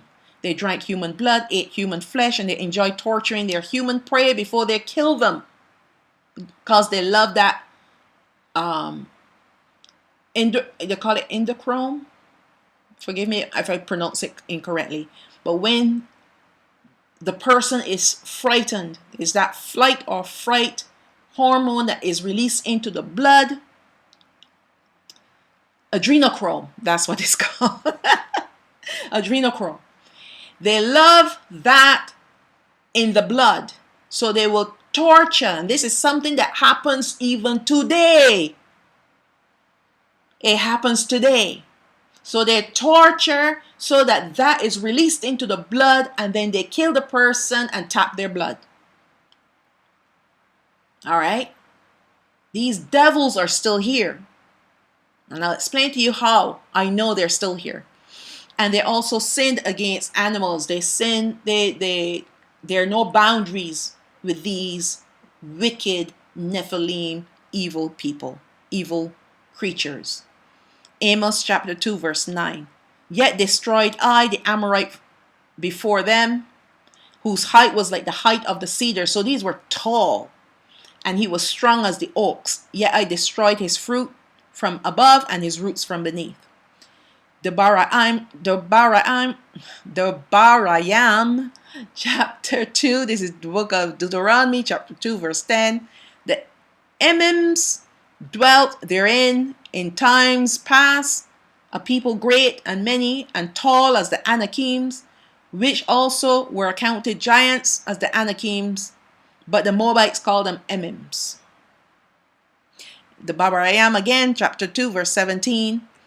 That Yahweh spoke unto me, saying, you are to pass over through the coast of Moab this day, and when you come nigh over against the children of Ammon, distress them not, nor meddle with them, for I will not give you of the land of the children of Ammon any possession, because I have given it unto the children of Lot for a possession. So the children of Moab and Ammon are the offspring of Lot, who is Lot, and his two daughters.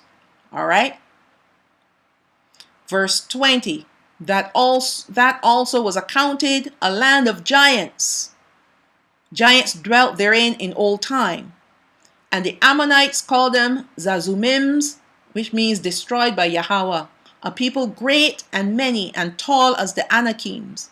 But Yahweh destroyed them from before them, meaning destroyed the Zazumins from amongst the Ammonites, and they succeeded them and dwelt in their stead. So the Ammonites dwelt in their stead. But the thing to notice is that these Zazumins, Emims, Anakims, Rephaims, all of these giants mingled with the people in the nations around them. That's how they managed to survive all these generations. They never died out. All right? They never died out. So even though the Ammonites came and took over and succeeded them, they still had the bloodline in them. It is interesting to note that the giants never left the earth even after the flood, because all the scriptures given above were taken from events after the great flood. This is the flood of Noah. All right? These giants mingled with the children of Ammon and Moab, who were the offspring of Lot. These giants were also intermingling with other nations. That is why they were still existing upon the earth. Our forefathers disobeyed Elohim's command to keep driving them out and enslaved them instead. So this is when they moved into the land of promise. They were supposed to keep driving them out and destroying them, but what our people did is to enslave them instead. Baraashayath chapter 6 verse 4, and there were giants in the earth in those days, and also after that, when the sons of Elohim came in unto the daughters of men, and they bare children to them, the same became mighty men which were of old, men of renown. So this is where the Nephilim came from. Okay? The origin of the giants on the earth started with the fallen angels who married the daughters of men and had children by them. The result was a hybrid breed called the Nephilim, which had the bloodline of the fallen angels, and that's why they lived long. Okay? But the Most High, Elohim, he shortened their lifespan. Now, because of this nefarious bloodline, anyone contaminated with it cannot be redeemed. They will perish, like those before the flood and those after the flood in the end times. Now, the stature of these first generation giants, which were before the flood, were as high or tall as 500 feet.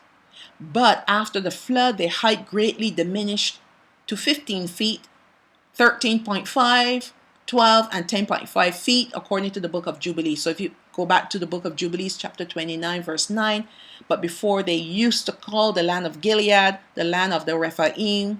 The Rephaim were born giants whose height was 10 cubits, which is 15 feet, 9 cubits, which is 13.5 feet, 8 cubits, which is 12 feet, and down to 7 cubits, which would be 10.5 feet. Now today, these giants are less about height, but more about status in the world. Another kind of giant or height. All right? So the Amorites are still around, but they're not looking like giants. They're not tall in height, but they're tall. They're giants in another way. People would describe a multi-billion-dollar corporation as a giant in comparison to other companies that are smaller. The Amorites today are those people with the same Nephilim bloodline, but without the giant stature. These are the ones who have the high positions in governments, such as prime ministers, presidents, senators, congressmen, or women, chief justice in the courts of law, and other high occupations and positions such as these. These are the reformed giants of today. These reformed giants of today are in perfect positions to change times, laws, and make laws to carry out their evil agendas. And no one on this earth has the power to contest these people and their evil agendas. We do not have to look very far to see what is happening on the earth today, where the moral standards that we once had are being eroded away at an alarming rate.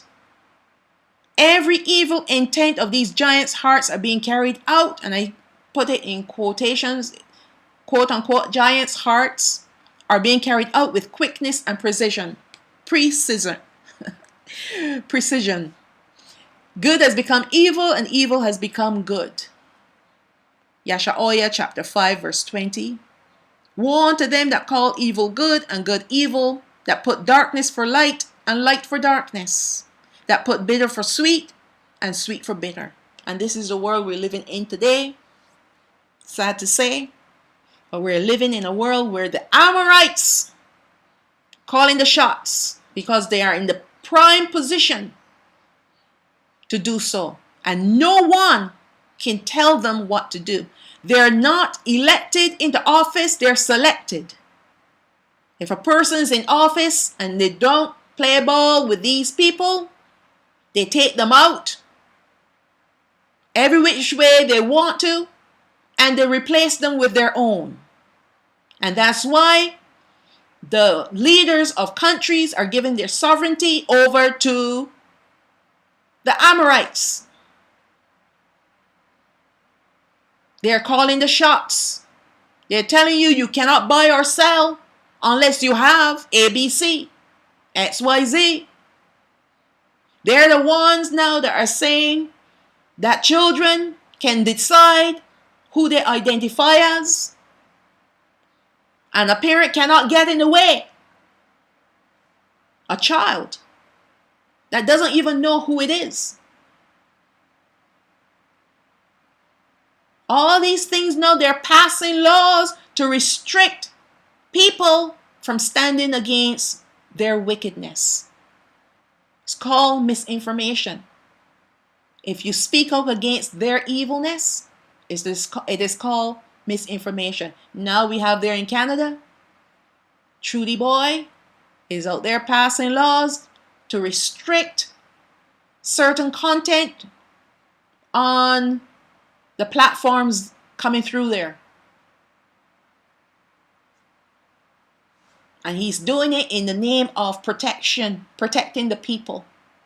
No, it is not protecting anyone. It's keeping people in ignorance.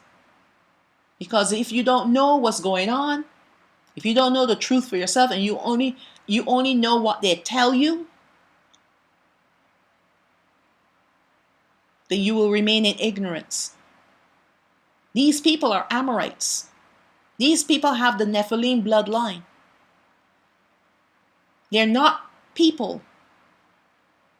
They look like people, but like I said in a video that I did before, they look somewhat like people, but the cameras now are picking up strange anomalies with their eyes and all different things. Strange anomalies that you cannot explain because they're not people. They're of a different bloodline. And the camouflage only works for so long. And that's why they can do their wickedness and they don't even shrink. They don't even shiver at the evilness of it. They delight in evil. And sometimes they can't help it, but they give a little giggle. Have you ever watched any interviews with that Hell's Gate guy? He can't help but giggle at the evilness of his plans. Him and that thing that he calls a wife. All right? They can't help but giggle. All these people, when they start talking about the horrors that are happening, the people that are dying, they give a little chuckle. I remember there was this one doctor, I used to follow her too, and I found it very strange that sometimes she'll be talking about how horrific, because she was one of those so-called truth tellers. You know, she's risking her career and life and limb, right? By telling us the truth about the toxin. And when she would start her interview, she would give little chuckles here and there. And then she'd catch herself and she said, well, I'm only laughing because it's so horrible, the things that these people are doing. But I cried. When I first found out about it, I cried. But she's laughing now. Come to find out that these people are all controlled opposition. All of them. They're controlled opposition. And they're all connected. Remember I said this. All these people, they look like they're sparse. They're far apart. They're sparse, spread out. But when you look at on the ground, they're all connected together. And all these so-called truthers out there exposing the different organizations and what they're doing, they're all connected to the same organizations. I wasn't really surprised when I found out about her and the various other ones. No, I wasn't. Because that laughter, that giggle that she will give every now and then when she's talking about the most horrific things that she saw under the magnifying machine. I don't really want to call it by its correct name. She will give a giggle. Right? And they have this smirk on their face. Like they can't, it's almost like they're full of glee. They're happy. I'm like, this is horrible stuff that you're telling us, and you're smirking, or you can't seem to hide the joy, the jollies that you're getting in giving this information. I would be horrified. You would see horror written all over my face. And not only horror, but anger.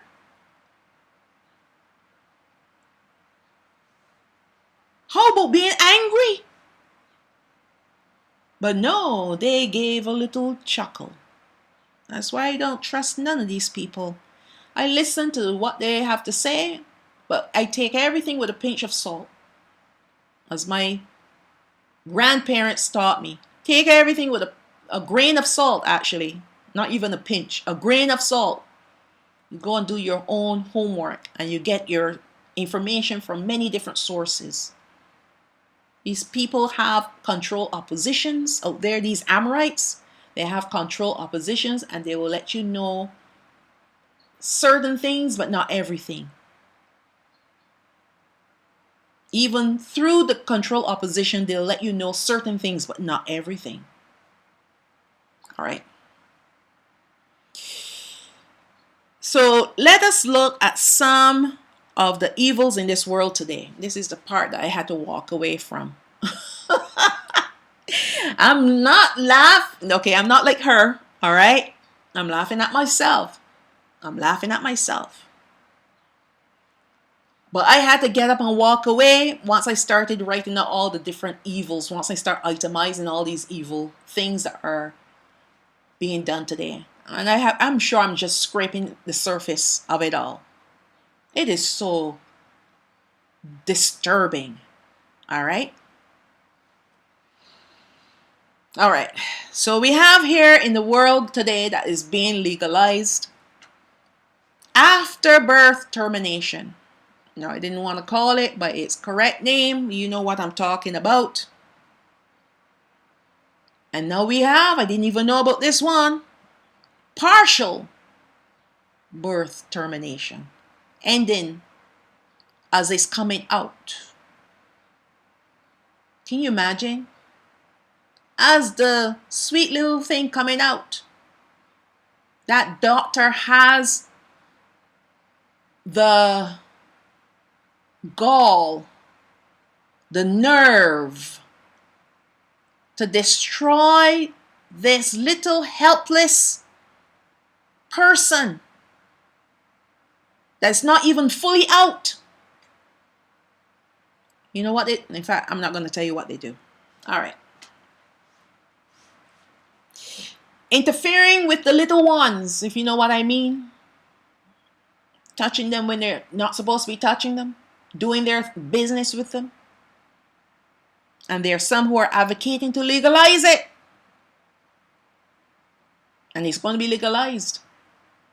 This is all part of the iniquity of the Amorites becoming full.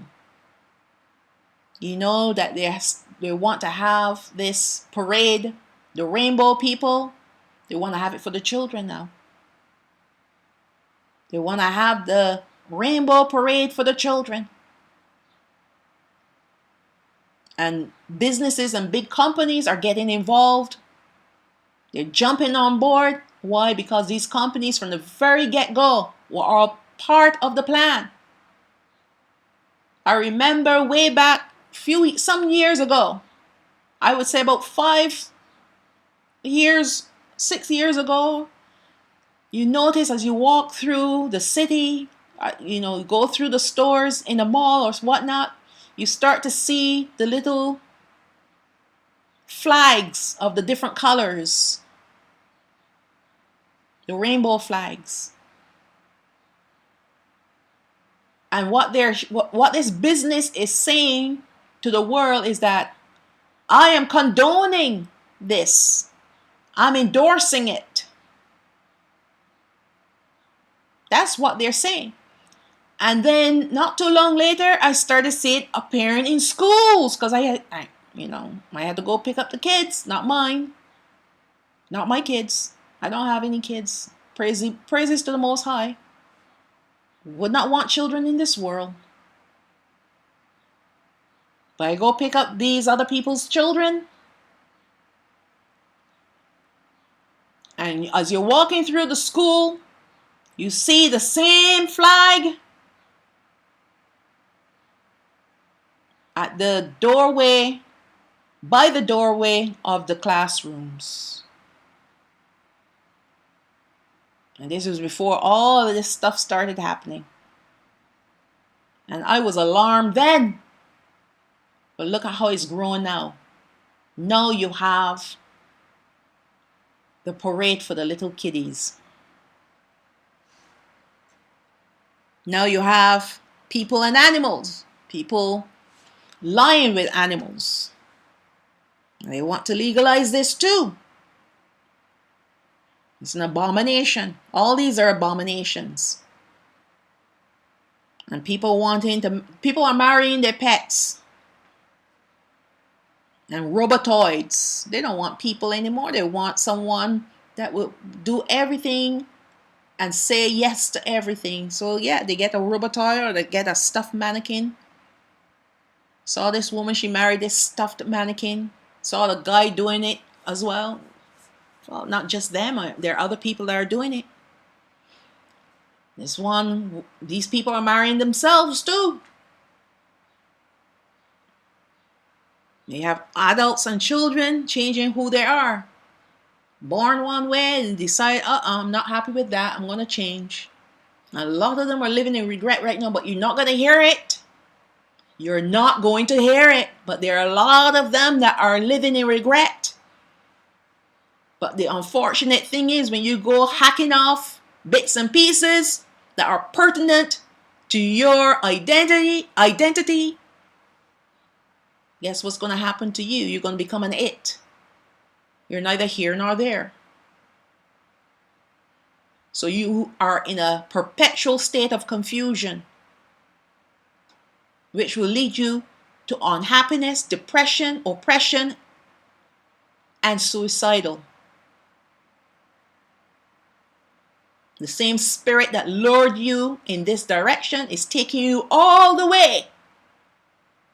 It's an evil, wicked spirit. In fact, spirits that are doing these things. Remember I told you that Satan has been kicked out, the Satans and the fallen angels have been kicked out of the heavens. They're not allowed up above the dome anymore. So they're doing their bestest, their worst. They're doing the dog on the earth. They're bringing about such chaos and confusion. People don't even know who they are anymore. And now it's bad when adults are doing it, but no, little babies, come on. Unbelievable. So now we have the Rainbow Alphabet Club. All right, that we know who those people are. I saw an article about, I think, the state of California giving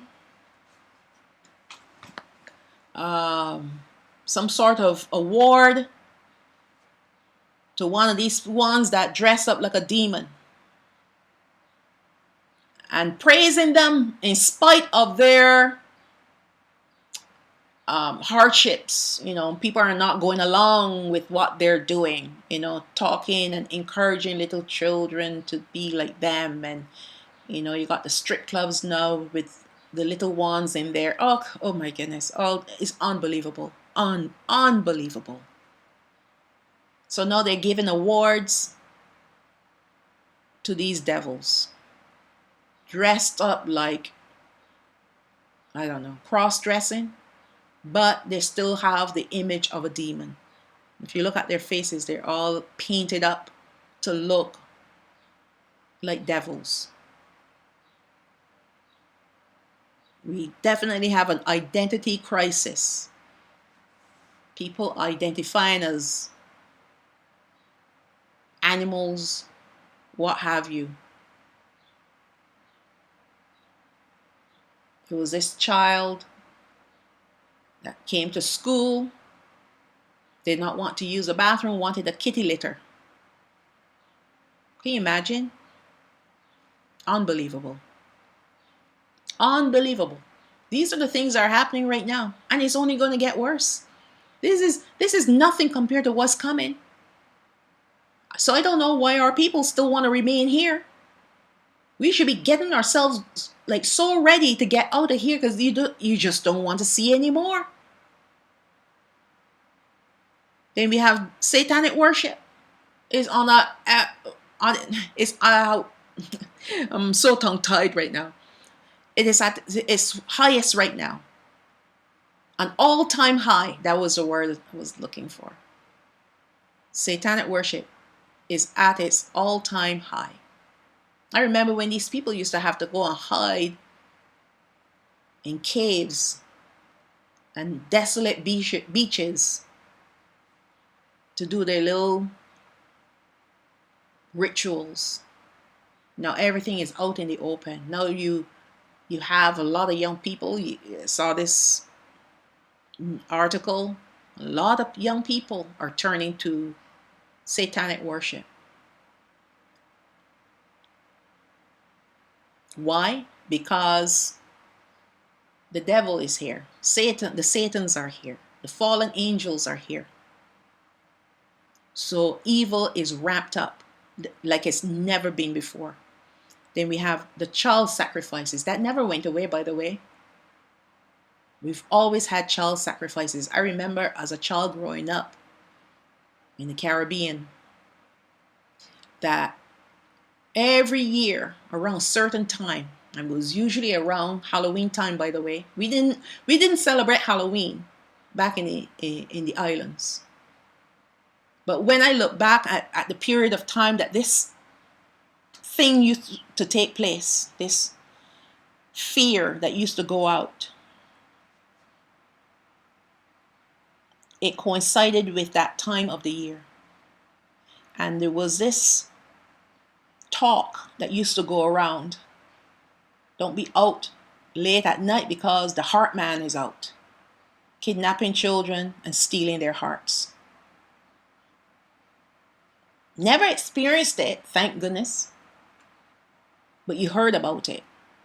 But what it was the same satanic practices that were being done, where they would kidnap children to do these sacrifices.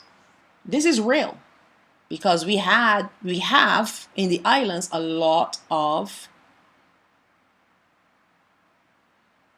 witches and warlocks and other secret groups. A lot of them.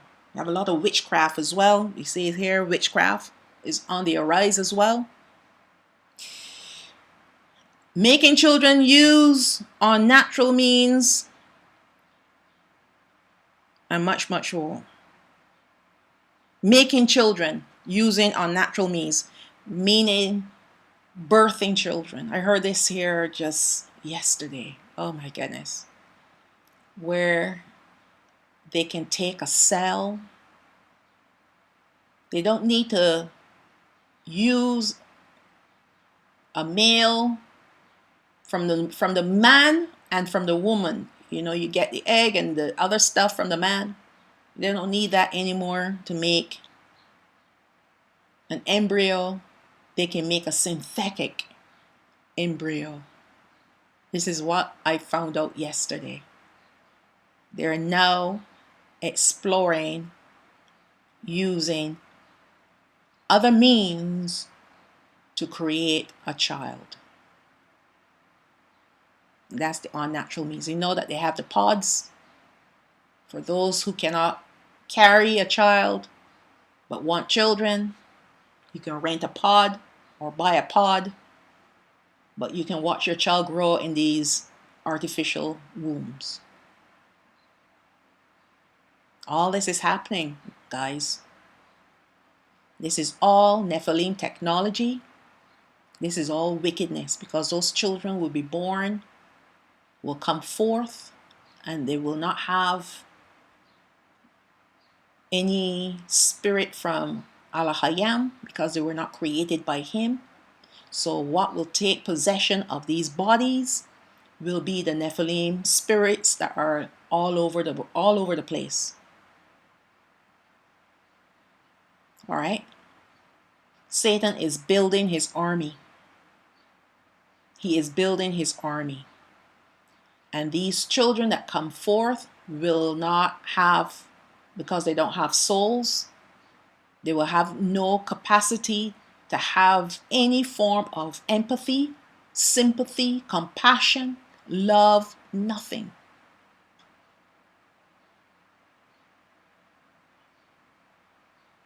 You don't want to be alive when these things start to grow up and take their place in this world. And we're not even talking about the AI that they want to infuse in the human body, making another hybrid species. I haven't even included that in here. I missed that one. Just the other day, we know the Musk guy that made that Tesla car, him, got the go-ahead from the FDA to do the brain thing, the chip in the brain. All that technology is going to hook up with the other technology that is in the toxin, because the technology in the toxin is creating the network that will help support the chip in the brain.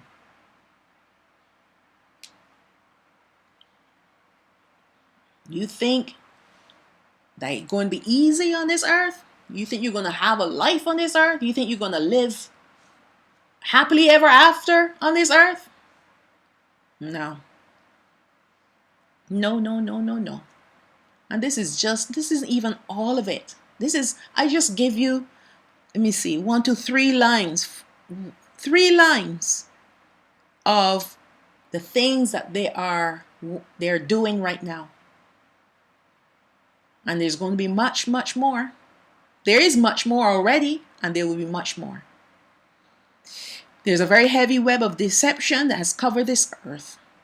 And the only way to get out of it is through Abaraham and being obedient to him and walking in his ways. This web of deceit is like a heavy, oppressive, dank, wet, filthy woolen blanket. It is also the work of the Amorites, which will soon, very soon, be full. We're not going to be here to experience the fullness of the Amorites. Let's look at this verse again. Baraashayath chapter 15 verse 16. But in the 4th generation they shall come here again, for the iniquity of the Amorites is not yet full. This word was given to Abaraham a long time ago. Now imagine how long we have been living under the subtle hand of the Amorites. Today their hand is no longer subtle, as they have absolute control over the masses, except Yashraal. The iniquity of the Amorites, when full, will mark the completion of the regathering of the 2 kingdoms, the northern kingdom and the southern kingdom. And notice, it will be the 4th generation that is being singled out. The 4th generation that is going to be called out by Abaraham. It takes 4 generations for the curse and the reproach of being mixed children to be rolled away in order to re-enter the congregation of Yahweh and accounted as part of the lineage of Yashraal. I know you might be thinking, okay, what about your parents that were, because I'm thinking about my own family, because I'm 4th generation. My great-great-great-grandmother was raped by the slave master. Most of the people in the Caribbean came from that lineage, a mixed lineage. But thankfully, all my forefathers, foreparents, they married back into Yashraal, Negroes. Same thing with my father's side as well. But what Abaraham is expressing here, the ones that passed on, and I know my mom, when she died, she didn't even know who she was. Her identity, she knew nothing. We don't know the mind of Abaraham, how he deals with his people on the deathbeds.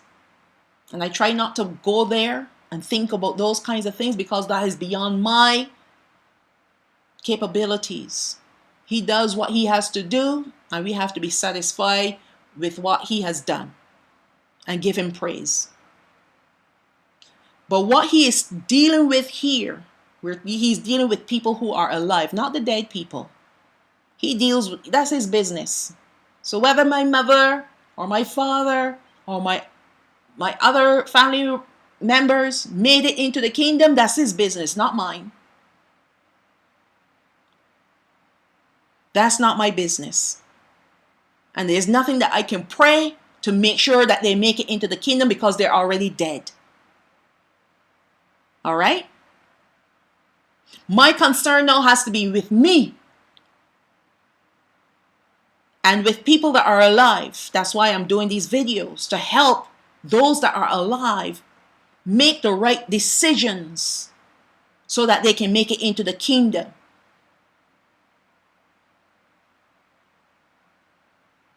That's what it all comes down to. What he's going to do, he's going to make us a family again. It may not be the family that you came from or came out of, But he's going to make us a family again, and he will be our eternal Father, our Abba. So we cannot concern ourselves with those that are dead and passed on. We need to be concerned with who is alive. So the fourth generation that are alive today, of the lineage of Abaraham, Yitzchak, and Yaakov, those are the ones that will come here again. Come here where? The land of Yashrael. Because he was giving it to Abaraham while he was in the land of Canaan, the land that was given to him and his descendants forever. So that's our concern. Our concern is with the here and now and the future. I don't put my mind on the dead. The dead, they're passed on, they're done, finished. We can't concern ourselves with the dead. Okay, what about the living that are in the third and fourth generation? They're considered Gentiles. If they make it through the judgments and they still love Elohim, they'll get a portion of our inheritance, but they will not be counted with us. So that's what it comes down to. Sounds harsh and hard, but we were warned. And the Father does not make exception, meaning he's not going to change his words. He already spoke his commands. He's not going to change them. They're written in stone. That's why he gave the laws written in stone by his own finger. It's not changeable. You need to understand that the 400 years will only come to its fulfillment when both the southern kingdom and the northern kingdom are regathered in their respective places. The southern kingdom will be taken to the kingdom of Elohim in third heaven, while the northern kingdom will go on their second exodus, heading towards the land of Yashrael. This is covered in many other studies. We have the second exodus into the wilderness, the chariots of Yashrael, the beast of the book of Revelation. Even go and look at the Revelation series. But what we are looking at in this study is how their exodus will play out from the beginning to the ending when they arrive in Yashrael. I know many of our brethren are calculating 400 years according to the history sold to us as slaves, but we cannot use their history. What we need to look at is prophecy. And the reason why they don't want to look at prophecy, because they don't understand prophecy, because Ruach HaKodesh isn't teaching them anything. So it's all gibbity-goo to them. Can't understand it. It was not written for the natural mind to understand what is spiritual or spiritually derived.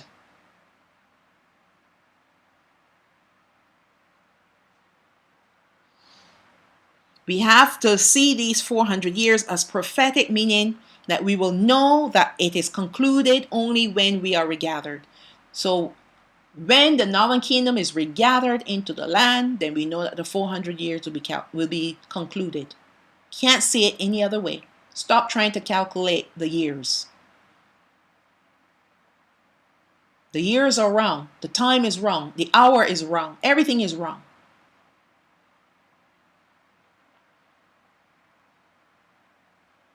It is impossible to calculate the correct time, as time and history was changed. The Amorites saw to that from the very beginning. At the end of the age, it will still be 400 years, but only according to the word of Elohim. We have to be satisfied to know that at the completion of the 12 tribes being regathered, as discussed before, then and only then will the 400-year prophecy be fulfilled and completed. Next will be the judgments on the inhabitants on this earth, which will include these Amorites, because their iniquity is now full. Now, although this study has taken us to perimeters that may seem outside of the study of the second Exodus, really and truly it is not. We have to look at these prophecies in the light of other prophecies and know and understand the precepts and their context. Part one of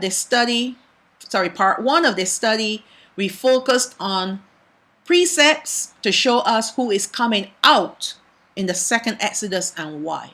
And that's the northern kingdom. Next, we looked at another misunderstood prophecy concerning the 400 years and the fourth generation. And we also looked at the Amorites in great detail. Now we are armed with knowledge to go one last leg in this study, to look at the northern kingdom and witness them in the wilderness, receiving all the miracles that will help them get through not only their travels, but also their remaining judgments. We are also going to witness the birth of a holy nation called the Northern Kingdom, the 9.5 tribes of Yashraal. Part 3, we're going to look at Joel chapter 2, verse 1 to 11, and we're going to look at that in greater detail. And we're going to look to see why the southern kingdom needs to be purged out, why the rebels need to be purged out of the southern kingdom, why the rebels need to be purged out of the northern kingdom before we are regathered in our respective places. Because there's a phenomenal event that is going to take place after these things happen. After these things happen. And we're going to discuss that. I believe part 3 is going to be even longer than this part 2. Because there's so much information that I'm putting in there. But a lot of the information also I've done previous studies on. But I just take, enough so that I can, drive the point home of what I'm saying. The scriptures, everything. So that now that we go back to I believe we're in chapter 13 of the book of Revelation, and we encounter the whore, and we encounter, after that, we have the 144,000, then everything is just going to fall into place. That's why he takes me off. He, calls me to do these studies, these independent studies, but they're not really independent. They're all still connected. So that when we go back now to the chapters, we have clarity. All right? So with that, that's the ending of part 2. I am so loving this. I was thinking the other day, when I'm finished with the book of Revelation, it's going to be like, okay, this was one of the most, what's the word I'm looking, not exciting, but most eye-opening. It was exciting. It is exciting as well. But the most eye-opening of all the studies that I've done, because it's now pulling everything all together and making it like, you see it as the one prophecy, as what Yahuwahanan saw. There are pieces to the puzzle, but then you're seeing the big picture. And it's seeing that big picture coming alive that is really the eye-opener. I'm learning as I'm going along. Don't think that I've had this information for a long time. I am learning as I'm going along. And as I go along, then he stops me. He said, no, I want you to go back and I want you to revisit this. He wanted me to revisit the second Exodus again. All right. Okay, so with that, I want to say the blessing for Yashraal, the Baraashayath, chapter 6, verse 24 to 26. The book of Deuteronomy, chapter 6, verse 24 to 26. Yabarakak Yahweh wa Yashamarak. May Yahweh bless you and keep you. Ya'ar Yahweh panayo alayak wa yachanat. May Yahweh cause his face to shine upon you and have favor upon you. Yasha'al Yahweh panayo alayak wa yasham lak. Shalawam. May Yahweh lift up his face upon you and give you peace. Give you Shalawam. And I say, Shalawam, Shalawam. All praises to the Most High. Abba Yah.